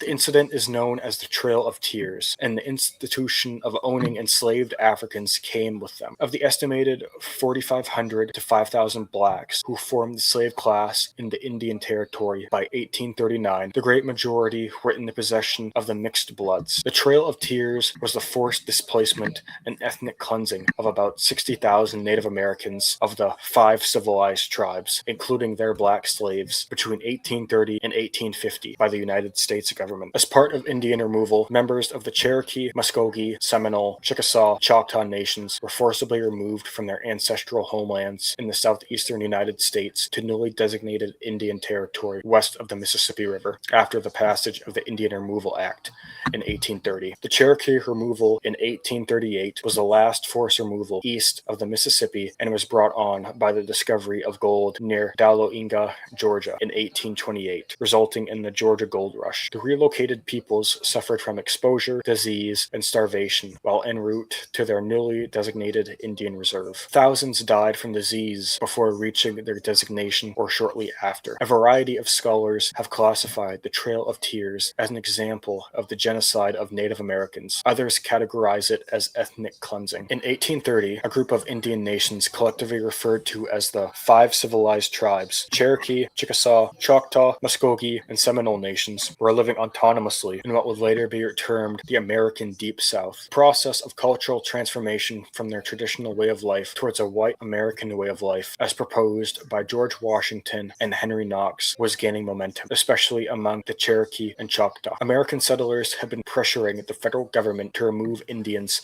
from the southeast. Many settlers were encroaching on Indian lands, while others wanted more land made available to the settlers. Although the effort was vehemently opposed by some, including U.S. Congressman Davy Crockett, Tennessee, President Andrew Jackson was able to gain congressional passage of the Indian Removal Act of 1830, which authorized the government to extinguish any Indian title to land claims in the southeast. In 1831, Choctaw became the first nation to be removed, and their removal served as the model for all future relocations. After 2 wars, many Seminoles were removed in 1832. The first group of Chickasaws moved in 1837 and was led by John M. Millard. The Chickasaws gathered at Memphis on July 4th, 1837, with all of their assets, belongings, livestock, and slaves. Once across the Mississippi River, they followed routes previously established by the Choctaws and the Creeks. Once in Indian Territory, the Chickasaws merged with the Choctaw Nation. The Creek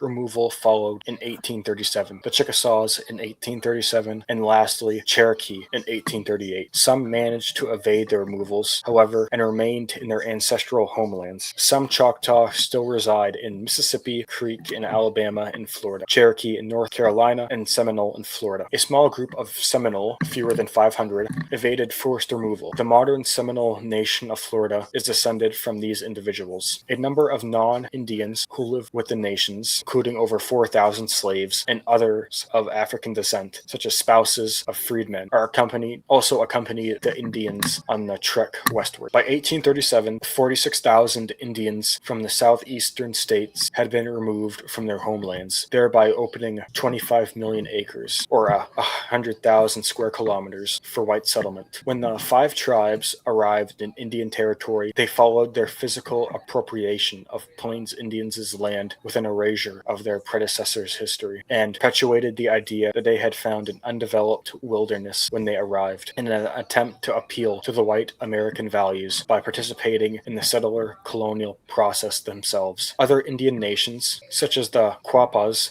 and Osages, had moved to Indian Territory before the 5 tribes and saw them as intruders. Prior to Jackson's presidency, removal policy was already in place and justified by the myth of the vanishing Indian. Historian Jeffrey Ostler explains that scholars have exposed how the discourse of the vanishing Indian was an ideology that made declining indigenous American populations seem to be an inevitable consequence of natural processes, and also allowed Americans to evade moral responsibility for their destructive choices.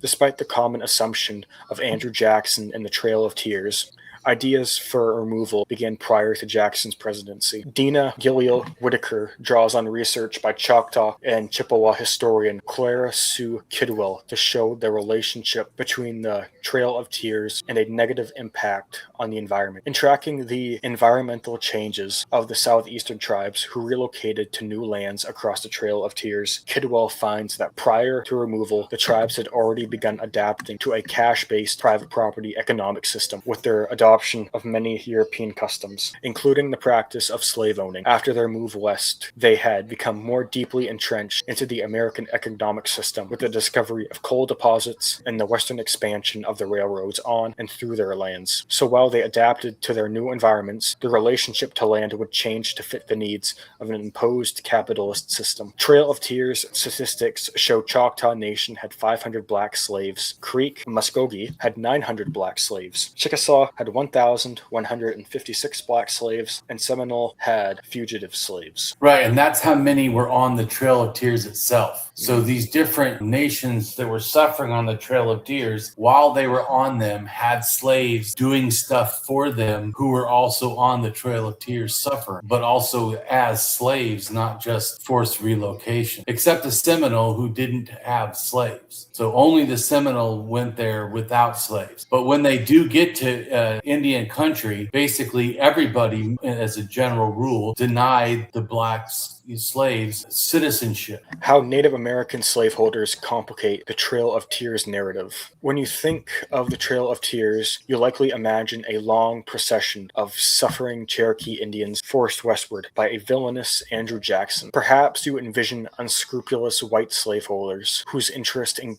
growing a plantation economy underlay the decision to expel the Cherokee, flooding in to take their place east of the Mississippi River. What you probably don't picture are Cherokee slaveholders, foremost among them Cherokee Chief John Ross. What you probably don't picture are the numerous African American slaves Cherokee owned who made the brutal march themselves, or else were shipped en masse to what is now Oklahoma aboard cramped boats by their wealthy Indian masters. And what you may not know is that the federal policy of Indian removal, which ranged far beyond the Trail of Tears and the Cherokee, was not simply the vindictive scheme of Andrew Jackson, but rather a popularly endorsed, congressionally sanctioned campaign spanning the administrations of 9 separate presidents. Right. So just blaming Andrew Jackson's is not good enough, and not holding thing of understanding that the Native peoples both suffered and were persecuting African Americans. Both are true. It's not a clear, like we talked about before, it's not always a clear black and white. And like I told you before, a Native person got mad that I said this. He goes, "You're mixing the Africans' history with our history." And I said, "You guys mixed the history. That's why I'm addressing. I'm not adding something that doesn't belong there. You guys did that. That is your history." It's not a pleasant history, but it's not at all. It's a tragic history. And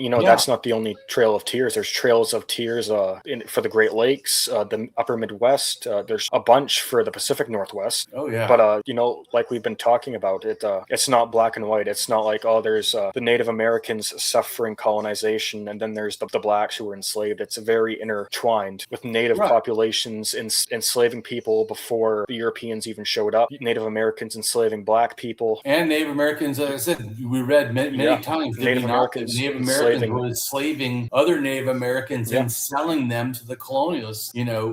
We have to look at the real history. It doesn't make Americans good or Spanish good. I try to show the exact opposite. Yeah, they're not good. But also to understand that some of the persecution that was happening by other natives. Not to somehow condone what the American did, but just to show they also were persecuting other native peoples. It's not a clean, simple understanding. There was a lot of persecution. And although the Seminoles can be thanked or saw as, somewhat positive for caring for, runaway slaves, the other tribes certainly did not do that. That's just the real truth. And I know people don't like it, and I don't do it to be salacious, but we also can't not tell truth just because it makes people feel uncomfortable, or because it doesn't make the bad guys as clear or the good guys as clear. Well, that's the thing about history, and that's why I enjoyed chatting with you and going through these blog posts. You don't just focus on the good, or you don't just focus on the bad. You focus on the whole picture. The whole picture, and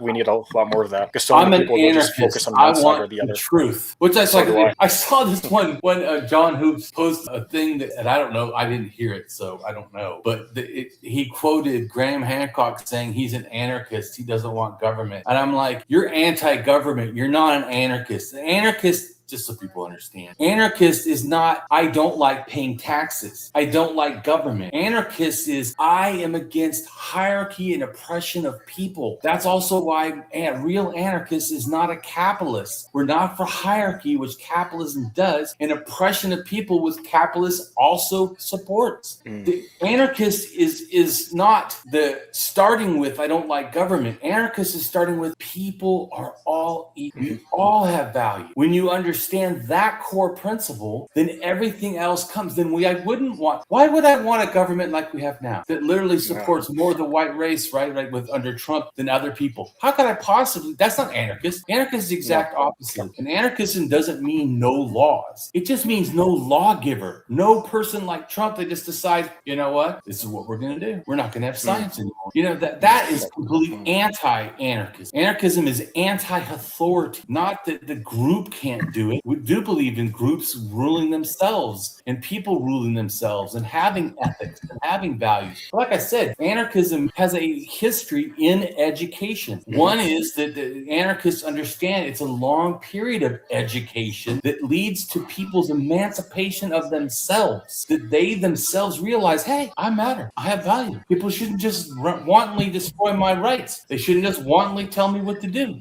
You know, and also, anarchism actually has tried to involve itself in schools, in actual teaching. I don't, on top of my head, remember what it is, but I think it's 19-something, or maybe it's 1930 or 20 or something. But someone established an anarchist school. So this shows why it can't be Graham Hancock, just making this point, where it says that we needed to teach children to be, in a sense, free, to understand their own, like I'm saying, which is an anarchist value that everything else built upon. You matter, you're equal, no one should be above you in a sense controlling you. They should be guiding you, and then you should learn to guide yourself. But the other thing is, what you should teach the children is the plain truth. That was the anarchist model of education. We don't do dogma. We try to remove any of our biases, and just because, you know what, when you take a bias that I don't want to say anything that might offend a Native American person because they have been persecuted, you've just added a bias that's not valid. When I don't want to hurt white culture and say the truth about white racism and bigotry, or how America has been an oppressive thing from the beginning. There's never been a time when there's an America that it wasn't actually not for the free. The fact that women couldn't vote, the fact that people that weren't rich couldn't always vote, the fact that you had to be a certain religion to vote. I mean, or to have any power. Like there was a time when if you were an atheist, you couldn't actually run for any part of government. How is that freedom? So that's why, to me, it's disgusting hearing someone say I'm an anarchist and then teaching literal horseshit, which is it's like something so one-sided, like right? biased. I have this crazy notion, and science is bad. No anarchist should be saying science is bad. Science benefits humanity. That's a good thing. Oh, it definitely is. So, I mean, I take it as personally offensive hearing Graham Hancock call himself an anarchist. No, you're not. Get the fuck out of here. Just say you're anti-government. Okay, it doesn't equal anarchism. A lot of people could be anti-government. That doesn't equal. An anarchist, like I said, is more than that. It doesn't even start with that. That could be an end result. What it starts with, which you violate, is we don't teach dogma. We don't support nonsense. And I'm not saying there's no anarchist that could violate this, but that is the core goal. And doing otherwise is violating this. And like I told you, when you understand an anarchist morality is simple. Everyone owns themselves. We're all equal. How can I have leaders? People say, like, well, how could I make America better? As an anarchist, it's real simple. Remove all one leaders. That is got to be the first thing. Allow everyone to vote. All democracy, period. And that includes people that have criminal records. They're still fucking people. I do not agree we take away fucking votes. Especially to me, after someone gets out and they've already paid for their crime, that as long as they're a felon forever? What? I thought they paid for their crime. Anyways, I'm just making a comment. It's going to Graham Hancock saying that. It's just like, wow, what the fuck? That is so nonsense. I hate when people misuse words. In fact, I just made a video recently where I explained what atheism, anti-theism, and anti-religionism, and how they're not the same thing. And it really irritates me when people act as if they are. People sometimes, even who are atheists or whatever, use that word wrong. They'll say, I'm an atheist, well, I'm against religion. I'm like, well, that's an anti-religionist position and an atheist. Atheist just means you don't believe in a deity. Well, I also don't support a deity. That's anti-theism. Well, I'm also against religion. That's anti-religionism. You can be all three. I am. But to act as if they're all the same word, they're not. Or have the same meaning, they're not. It's a good one, go though. down and read Seminoles as Slavers, because once again, the real truth is more ugly than even how we already explained it.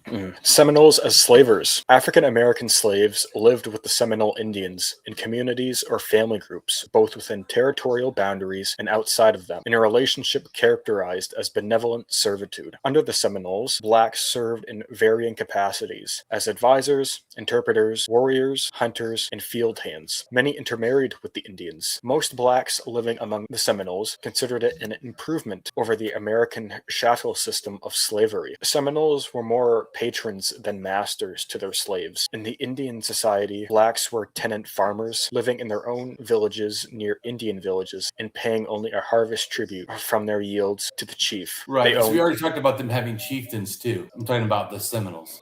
They owned their own horses, cattle, and hogs. Out of some 400 blacks reported living with the Seminoles in the 1820s, only about 80 were identified as fugitive slaves. The trader... So 1 second. So meaning 20% were slaves. I'm just so, but and them being more benevolent type of slavery still doesn't mean non-slavery. And saying that they helped 80% of the people African American are non-slaves, okay, but that doesn't deny that they also had slaves. Just making a comment. We need to see the whole truth and nothing but the fucking truth. Exactly. The trader Horatio Dexter noted that they could speak English as well as Indian and feel satisfied with their situation. They have the easy, unconstrained manner of the Indian, but more vivacity, and from their understanding of both languages, possess considerable influence with their masters. Right, see, it uses the word masters.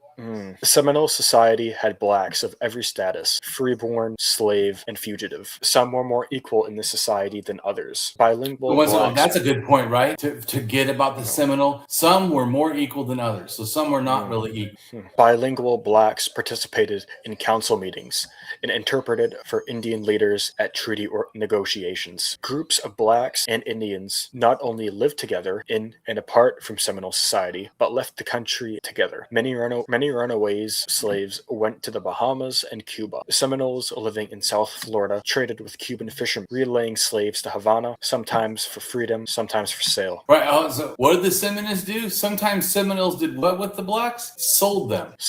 Just going back to, let's get the truth and nothing but the truth, even if it's not great. The spread of American settlement into Indian territory began a national policy of Indian displacement. In the campaign to remove Indians from Florida, however, land was not the overriding concern. Thousands of acres of public land not claimed by the Seminoles could be easily acquired. A more heated debate centered initially around the ownership of black slaves by Native Americans and later around the threat that their potential alliance posed to national security. Disputes between whites and Indians over runaway slaves were ongoing. They were complicated by the fact that many federal Indian agents engaged in the slave trade themselves and had a personal interest in the issue. The Indians valued blacks not only as slaves, but as an important and much-needed cultural go-between, since they were familiar with the language and customs of the whites. When Florida became United States territory, the government expected the Seminoles to give up any slaves voluntarily. At the signing of the Treaty of Moultrie Creek... By the way, when it says that would have also included 80% of free slave, or, non-Seminole slaves, just saying. At the signing of the Treaty of Moultrie Creek, the Indians were to list all their towns and inhabitants and to specify how many blacks were included. In addition to reservation land, the Seminoles were to receive $5,000 per year for 20 years, were bound to prevent runaway slaves from passing through Indian territory and turn them over to the federal agent. Planters migrating into the peninsula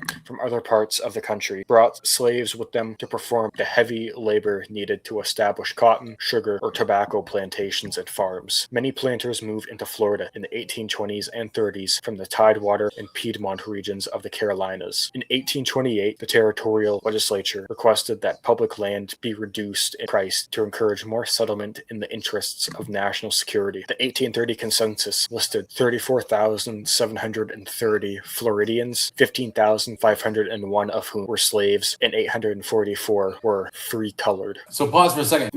What made me desire to remember this blog in general was a person said that they were related to the Black Seminoles and that the Seminoles had never been conquered and there was never slavery in Florida. But half of the state of Florida is freaking slaves. Mm-hmm. And even if all of the supposed free colored slaves, the 800, were even considered Seminoles, which they weren't, but even if they were, that number is not even close to how many were enslaved. Just saying. I mean, that's why I told you that person was just completely in like painfully wrong. Yeah, the hood smart guy. Right, hood smart, which was neither smart or even close to smart. And almost everything he said, including, like I said, Seminoles had slaves. So saying that all the Seminoles only had freed, African Americans that were enslaved once is wrong. And it's Seminoles helped them get to Cuba. Yeah. So, but they also sold them to Cuba. So, I mean, even the great emancipators are selling slaves. Like, I'm not saying that was the majority, but to act as if it didn't happen is also deny reality of real history. Or like you had said just a little bit ago, to be offended when you point that out that this happened. Oh, I know that people get offended. It can get frustrating with somebody who doesn't know enough about that, and they just get offended when you point like something that they could learn themselves. Oh, I'm sure that there's going to be people that get offended by these videos and by the blog. No, yeah, that wouldn't surprise me in the slightest.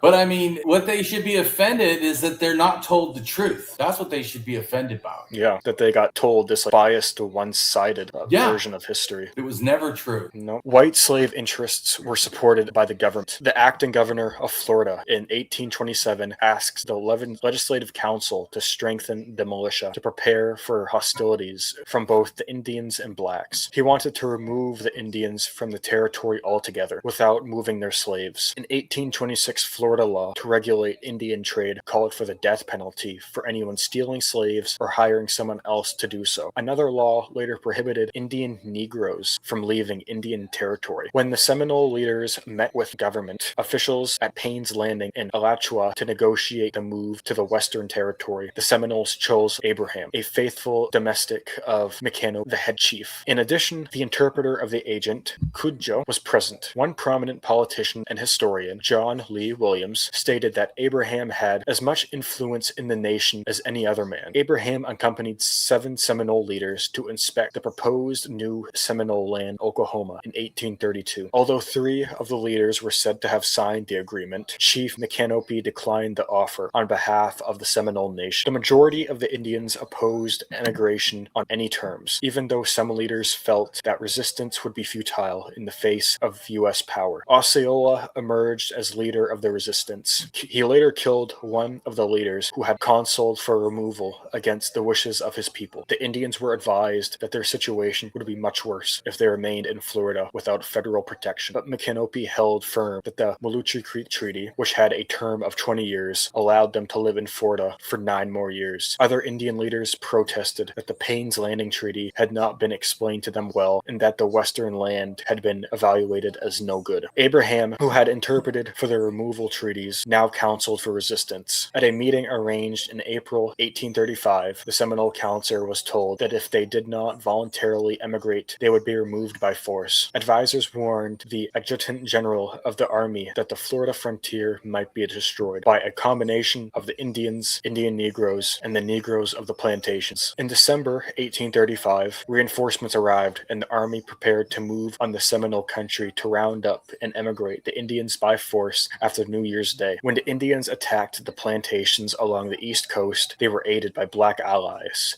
and were joined by approximately 300 slaves. The leaders of the raids included John Caesar and John Phillip, black Seminoles who had family members on the plantations. Blacks were sympathetic to the cause of Indian resistance throughout the war and had a significant influence on the events leading to it. This can be seen in the fact that one of the guarantees emerging from the resolution of the war was that blacks would be permitted to go to the West with the Seminoles rather than being sold into slavery. Right, and so Hoodsmart said that the blacks never left, and that's actually totally inaccurate. Not only did they leave and went to the west, they also went to Andros Island in the Bahamas and to Cuba. So most of them basically left, which was called the Saltwater Railroad. Go ahead and read that real quick. Saltwater Railroad. The routes, sea migrations, Saltwater Underground Railroad of Native American Seminoles or other indigenous peoples and Black Seminoles or other free as well as fleeing enslaved peoples left from Florida to the islands in the Caribbean. The route saw the highest activity between 1821 and 1861, coinciding with the period of U.S. territorial expansion in Florida. Following Florida's transfer to the United States in 1821, the Southern Underground Railroad route shifted toward the Caribbean, known as the Saltwater Railroad. This maritime network, some who still call themselves Black Seminoles live on Andros, Cuba, Haiti, and other Caribbean islands, were additional secondary destinations for the Saltwater Railroad. And then Andros Island, distinctly, is that island right there. And go ahead and read what it says. The Lusayans, a subgroup of the Taino people, were indigenous to the Bahamas at the time of European encounter. Archaeological artifacts and remains have been found in both Morgan's Cave on North Andros and in the Stargate Blue Hole on South Andros. The population of the Bahamas is estimated to have been 40,000 Lusayan Tainos when the Spanish arrived in the region. After the United States acquired Florida from Spain in 1821, some Seminoles and Black American slaves escaped and sailed to the west coast of Andros by the wrecking sloop Steerwater, where they established the settlement of Red Bays. Hundreds of Black Seminoles and slaves traveling in 1823 by canoe and 27 sloops across the Gulf Stream joined them, with more arriving in later years. While sometimes called Black Indians, the descendants of Black Seminoles identify as Bahamians while acknowledging their connections to the American South. Right. So when Hood Smart said that the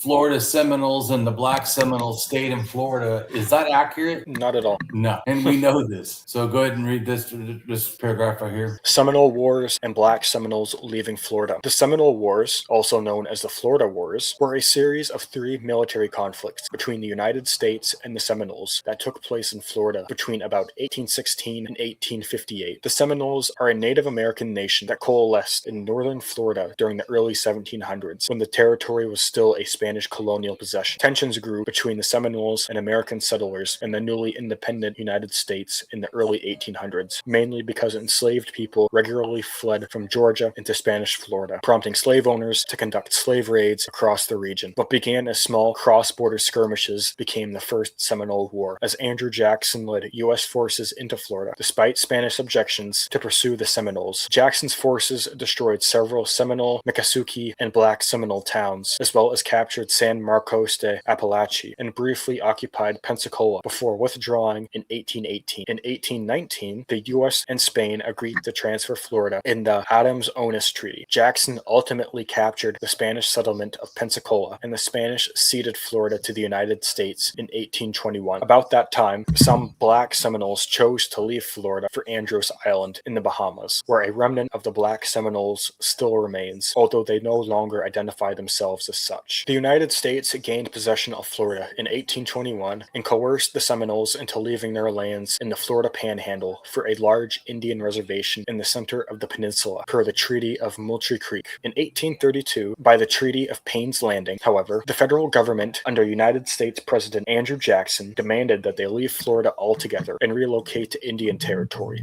modern-day Oklahoma, as per the Indian Removal Act of 1830. Although some bands of Seminoles had signed a treaty agreeing to the move, they did not represent the whole body of Seminoles. Those who refused to move resisted violently, leading to the Second Seminole War, 1835 to 1842, which was by far the longest and most wide-ranging of the 3 conflicts. By 1845, however, most Seminoles and Black Seminoles had been resettled in Oklahoma, where they came. So wait a minute. What happened to most of the Seminoles and the Black Seminoles who tried to stay? They were removed to Oklahoma.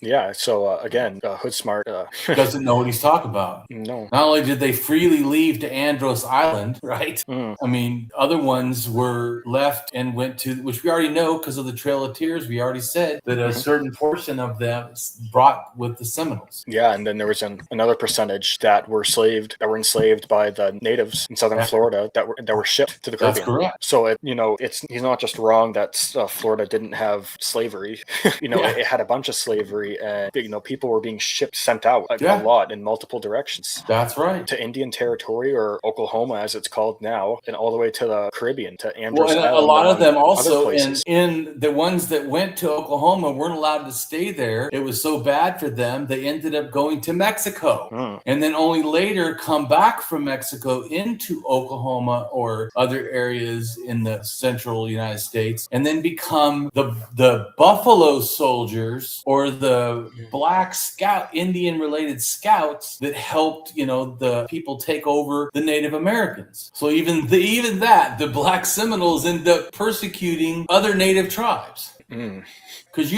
real history is often that's just what I was gonna say. I was gonna say, it's complicated, it's multifaceted. It's not just black and white. It's not flat. And also, I don't know if we haven't got to it yet. Maybe it's further down. Some of the Black Seminoles also, oh my gosh, had black slaves. Oh wow. Yeah. Imagine that.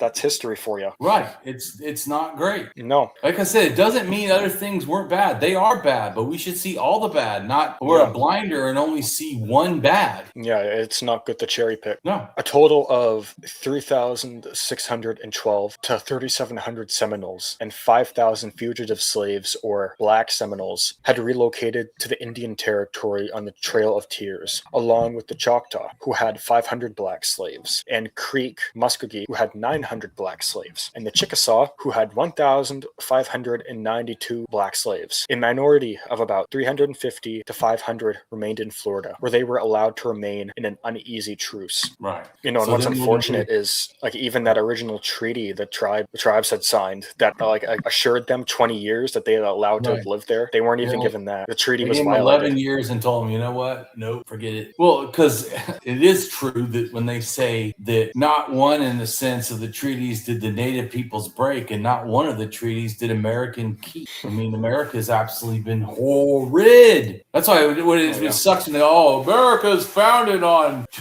liberty and justice. I'm like, wow. And back then, the treaty was supposed to be the supreme law of the land. It was. And the U.S. just casually violated hundreds of treaties. All of them. I don't know that there was a treaty that they held to its end. I don't think there's any. It's literally terrible. Yeah. But then again, like I said, so Donald Trump saying going back to the greatness of America and it being this horrid thing that no one really is enjoying, that is the America. The land of the free and the home of the brave. Yeah, that was always a fucking lie. And here's the point. That doesn't actually mean that it doesn't sound great. Wouldn't it be great if this was the home of the free? Wouldn't it be great if we did hold everyone accountable the same? Even as anarchists, that is the things I want. We all have a right. We're all equal. It's just America doesn't live up to those goals and even try to. No, and when you going through this blog, either listening to us read through it or going through it yourself on your free time, when you think that from the United States' earliest days, the treaties are supposed to be their supreme law of the land, and fucking Washington, D.C., they couldn't even follow their own law. Nope. From the earliest days, hundreds of treaties were violated. Yeah. Or like you said, pretty much all of them, if not all of them. I don't think I question if there's even one that they kept 100%. It's horrid. That's why I said I really don't like when I hear politicians, well, we have 200 years of justice. Justice, you can't even follow the supreme law of the land. Come on. Against who? Black Seminoles in Mexico. Black Seminoles and Mexico. Although both groups were subjugated by the Creeks, life was much worse for the Black Seminoles, and many left the reservation for Coahuila, Mexico, in 1849, led by John Horse, also known as Juan Caballo. In Mexico, the Black Seminoles, known there as Muskogos, worked as border guards, protecting their adopted country from attacks by slave raiders. When When slavery finally ended in the United States, Black Seminoles were tempted to leave Mexico. The Mexican government granted newly arrived Black Seminoles land for settlement on the condition that they patrol and protect the area from hostile Native Americans. As such, many young Black Seminoles gained extensive skills in scouting, which made them a valuable asset. In 1870, the U.S. government offered them money and land to return to the United States and work as scouts for the Army. The U.S. Armed Forces employed Black Seminoles as scouts in the western ranges of Texas. Some of them went on to join Army units and later served in the Indian Wars of the late 1800s, in which four and Blacks... the Indian Wars, as we know, were like genocidal wars. Oh yeah, like not just for the tribes living out west, but like for the bison too. Oh, absolutely horrid. Because most of those tribes relied on bison herds, and if there aren't bison anymore, just kill all the bison you see. So Black Seminoles were helping that occur. 4 Black Seminoles won the U.S. Medal of Honor during the Indian Wars. Even though many did return and serve as scouts, the government never made good on its promise of land. Surprise. Oh, see right there. We've already said the government wasn't good with the natives, and they have the African Americans come back after slavery, work for the military, even get honors, and they're supposed to give them land. Go, yeah, you know what? I'm not giving you land. I know that's why you came and you helped and worked. Thank you for getting rid of all the native people. Yeah, we're not giving you any land. Yeah, go figure, Yeah, justice. Oh, yeah, definitely. Small communities of descendants of the Black Seminoles continue to live in Texas, Oklahoma, and Mexico. Tensions over a new settlement in the state under the Armed Occupation Act of 1842, south of Tampa, led to renewed hostilities, and the Third Seminole War broke out in 1855. By the cessation of active fighting in 1858, the few remaining bands of Seminoles in Florida had fled deep into the Everglades to land unwanted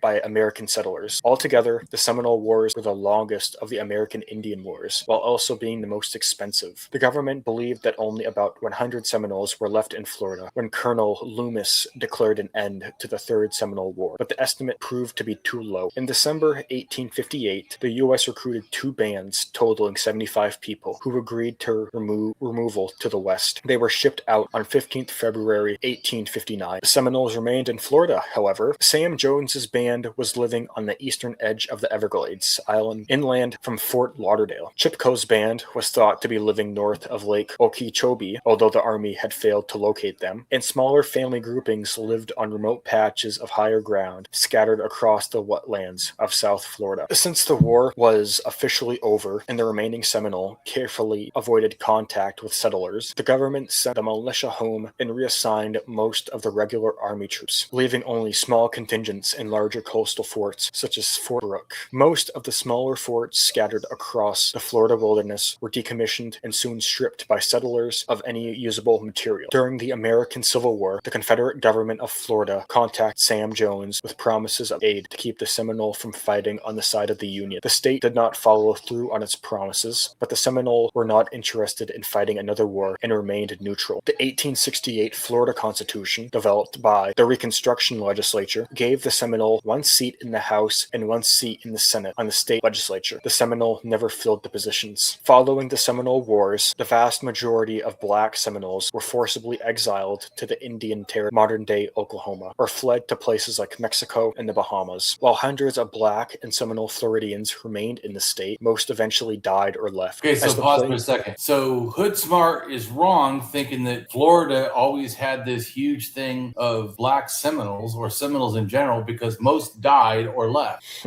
As the Plains Wars ended, the U.S. Army no longer needed the Seminole Negro Indian Scouts. Many of them enlisted in the segregated Buffalo Soldier regiments. In 1914, the U.S. Army officially disbanded the Seminole Negro Indian Scouts. The Black Seminoles were displaced from Fort Clark and moved to nearby Brackettville, Texas. Some of the Black Seminole Scouts' descendants remained in Brackettville, keeping their unique culture and heritage alive for future generations. As of the year 2000, there were around 2,000 enrolled citizens in the Florida Seminole tribe, with over 1,300 living on the reservations. The Florida Seminole tribe includes some Black mixed Seminoles, including 50 living on the Fort Pierce Reservation. So how many Black Seminoles mixed are there? 50. Mixed, 50, yeah. 50. So 2,000 enrolled in the Florida Seminole tribe, 1,300. Those are citizens. Those are not. And I'm not talking about mixed black Seminoles. Yeah, I'm just going back to the thinking that somehow there's a huge amount of black Seminole, related people in Florida. There's 50. Yeah, it's not a lot. No. So 50 living on the Fort Pierce Reservation. Almost all escaped slaves or black Seminoles among the Seminole in Florida were removed to Oklahoma, where their descendants are citizens of the Seminole Nation of Oklahoma and are organized into freedmen's bands. Right.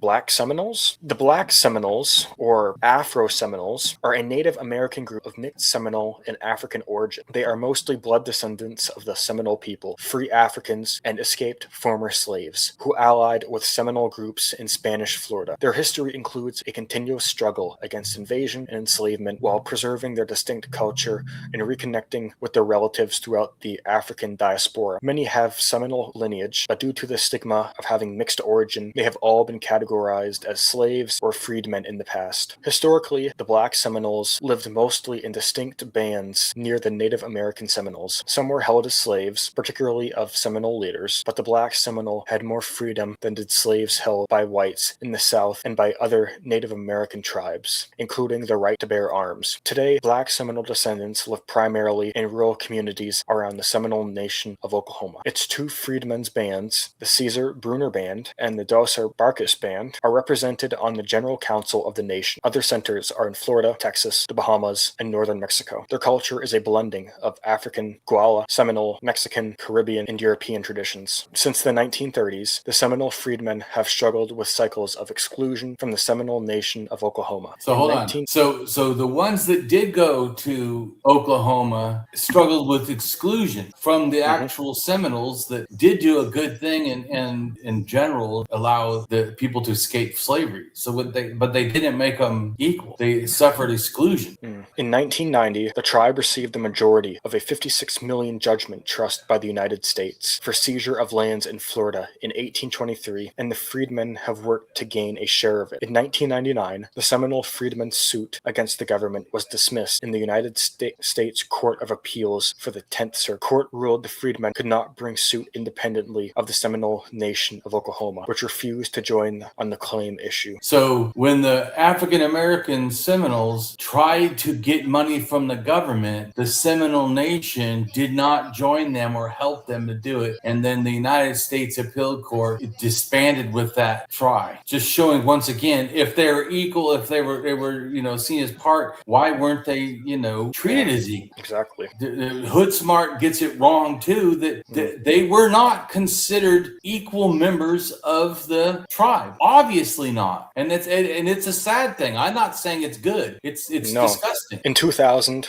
the Seminole Nation voted to restrict membership to those who could prove descent from a Seminole on the Dawes Roll of the early 20th century, which excluded about 1,200 freedmen who were previously included as members. And then the Seminoles in 2000 excluded 1,200 black Seminoles who were previously allowed to be included. Excluded freedmen argue that the Dawes Rolls were inaccurate and often classified persons with both Seminole and African ancestry as only freedmen. The District Court for the District of Columbia, however, ruled in Seminole Nation of Oklahoma versus Norton that freedmen retained membership and voting rights. Spaniards were the first Europeans to colonize Florida and North America in the 16th century. The colony of Spanish Florida included Georgia, the Carolinas, Mississippi, and Alabama. Prior to colonization, Native Americans lived on the land for thousands of years, where they hunted, fished, raised cattle, and performed religious ceremonies. Over time, European contact affected indigenous peoples' way of life. Indigenous peoples in Spanish Florida defended their lands from European settlers and colonists. By the 17th century, Spaniards lacked the resources to protect all of Florida's territory. Spain lost control of the Carolinas in 1633 and the Georgia colony in 1670 to the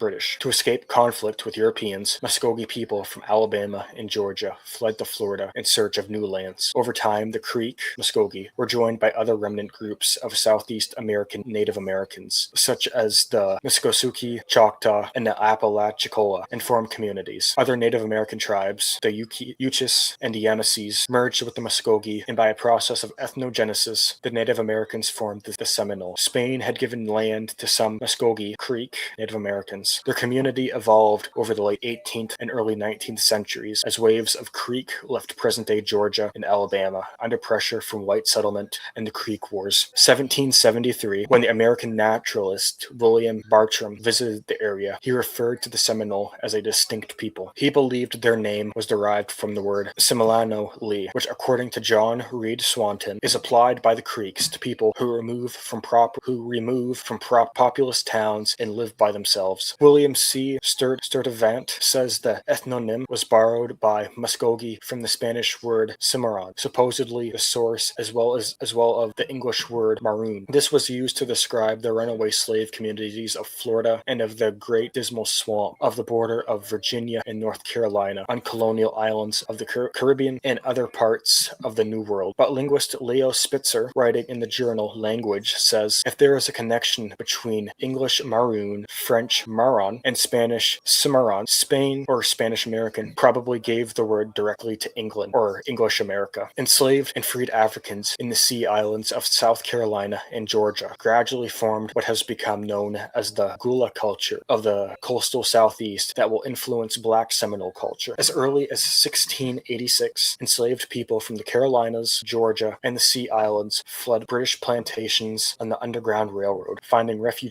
and alliance with Florida's indigenous populations. These freedom seekers became known as the Black Seminoles and Seminole Maroons. Under a 1693 edict from King Charles II of Spain, Gula freedom seekers received liberty in exchange for defending the Spanish settlers at St. Augustine against the British. The Spanish organized the Black Volunteers into a militia. Their settlement at Fort Mose, founded in 1738, was the first legally sanctioned free black town in North America. In 1739, Carolina's slaveholders complained to Governor Manuel de Mantiano of Spanish Florida about enslaved laborers escaping to Spanish territory. Mantiano upheld the right to sanctuary established in Spanish law for Gula people seeking freedom. In St. Augustine, not all freedom seekers found military service to their liking. More fugitive slaves sought refuge in wilderness areas in northern Florida, where their knowledge of tropical agriculture and resistance to tropical diseases served them well. The majority of Africans who pioneered Florida were Gula people who escaped from the rice plantations of Southern Carolina and later Georgia. As Gula, they developed distinct cultural practices and African leadership structure. Black pioneers built their own settlements based on rice and corn agriculture. They became allies of Creek and other Native Americans escaping into Florida from the southeast at the same time. In Florida, they developed the Afro-Seminole Creole, which they spoke with the growing Seminole tribe. By 1750, the Muskogee people established an Indian country in Florida and had more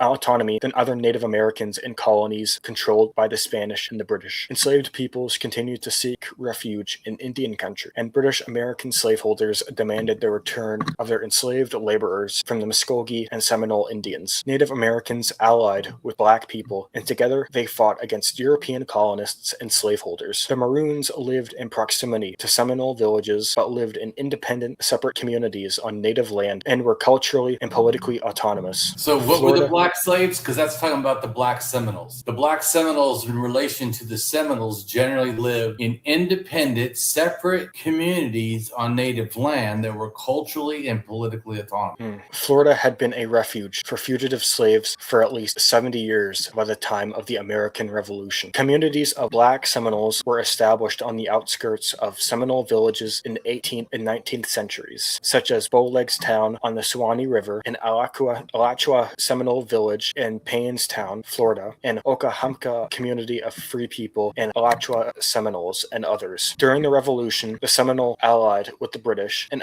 African Americans and Seminole came into increased contact with each other. The Seminole had some slaves, as did the Creek and other Southeast Native American tribes. During the War of 1812, Americans of both communities sided with the British against the U.S. in the hopes of repelling American settlers. They strengthened their internal ties and earned the enmity of American General Andrew Jackson. After winning independence in the Revolution, American slaveholders were increasingly worried about the armed Black communities in Florida. The territory was ruled again by Spain, as Britain had ceded both East and West Florida. The U.S. slaveholders sought to capture and return the Florida's Black fugitives under the Treaty of New York, 1790, the first treaty ratified under the Confederation. Wanting to disrupt Florida's Maroon communities after the War of 1812, General Andrew Jackson attacked the Negro Fort, which had become a Black Seminole stronghold after the British allowed them to occupy it when they evacuated Florida. Yeah, there's more we could read, but we've read a lot already. People should go to the blog and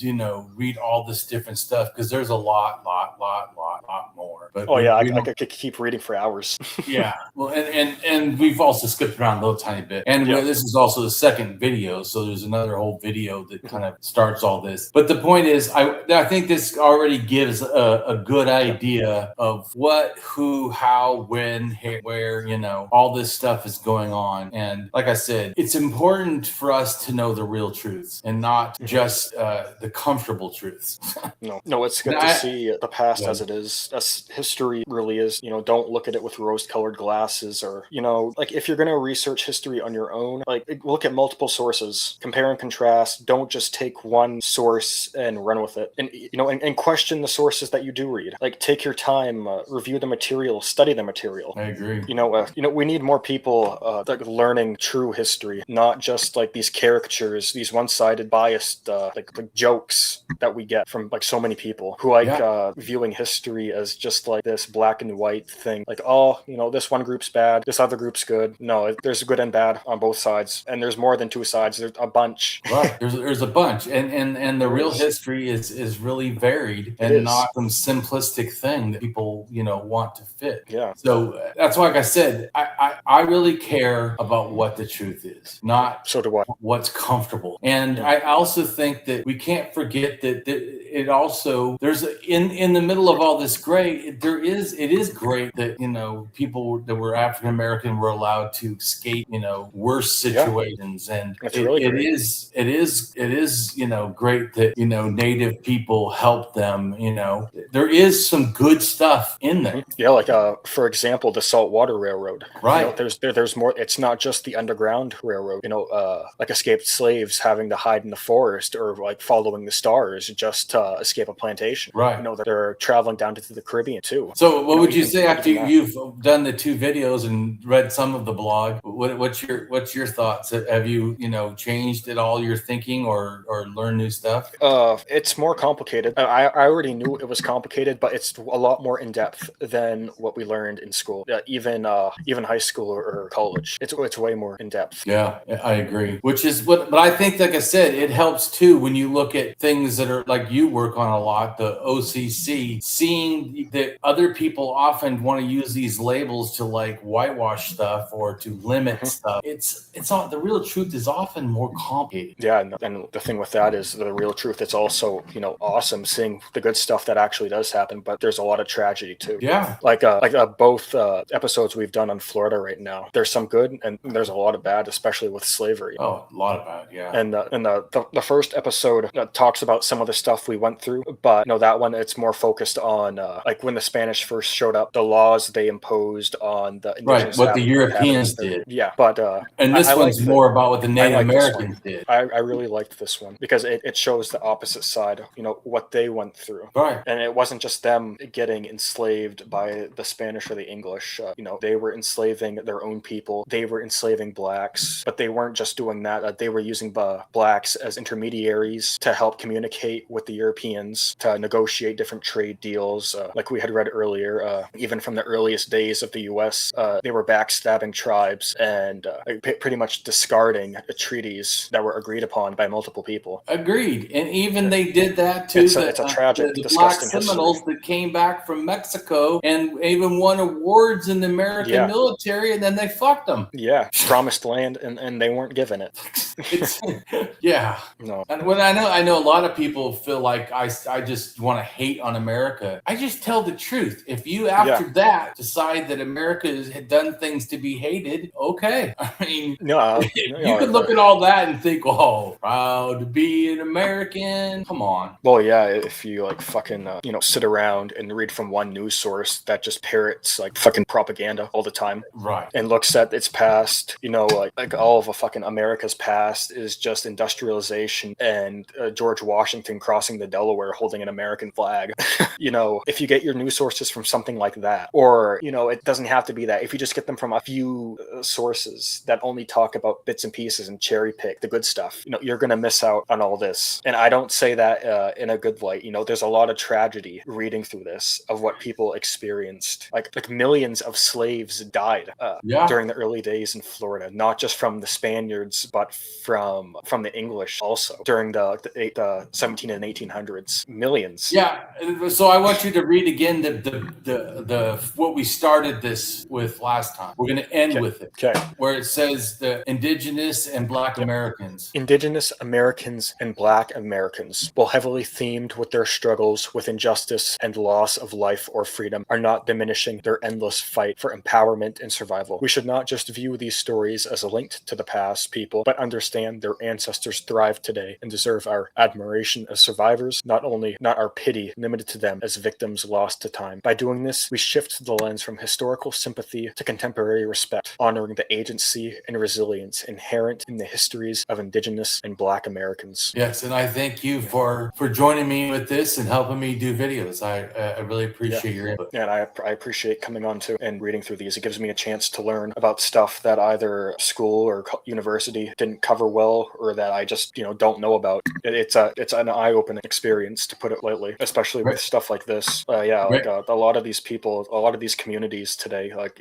Seminoles, even descendants of enslaved communities, they deserve respect. They do. The Seminoles, they did some, they enslaved people too, but like the descendants nowadays, after everything they went through, when you look at the good, the bad, and the in-between, they deserve respect. People deserve respect in general. I agree. That definitely is true. And also, people are not their ancestors. Holding generational crime, I don't agree with. But we do need to understand that since America cares about itself as a thing, that it has to own up and hold accountability for what it did. So, and it still do. But anyway, so next time we're going to go back and do again the second video for the Sumerians and Egyptians, ancient Sumerians and Egyptians, and the mounds and the ziggurats and the mountains and the pyramids, to go back to the mythology stuff of that. So I hope everybody learned a lot, and I hope this opened your mind. Go ahead and tell us where to find you.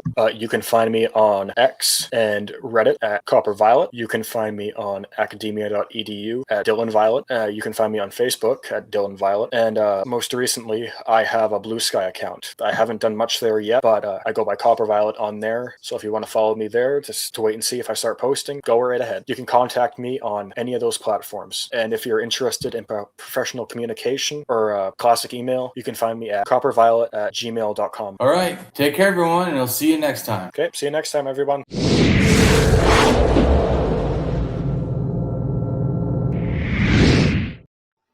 Hello, and welcome to my channel. I am Damien Marie AtHope. In the simplest terms, I am an atheist-humanist philosopher and prehistorical writer-researcher at DamienMarieAtHope.com. I am specifically an axiological atheist. An axiological atheism can be thought to involve ethical and value theory reasoned and moral argument driven apatheism, ignosticism, atheism, anti-theism, anti-religionism, secularism, and humanism. Axiological atheists can be understood as a value theory or a value science atheist. As an axiological atheism's ethically reasoned and constructive pro-humanity, I am an axiological thinker, value theorist. The science of goodness, worthiness, usefulness, valuableness, virtue, reliableness, accuracy, validity, morality, integrity, beneficialness, etc., etc. We axiologists have a value consciousness. And in general, we see the architecture of humanistic humanitarianism value in people that we see as dignity beings. Places and things are not. Axiology is a value theory. in its broadest sense, involves areas of philosophy that are deemed to encompass some evaluative or evaluation aspect. Therefore, it crosses almost all domains in some way or another. Now for a more detailed terms as to what I am.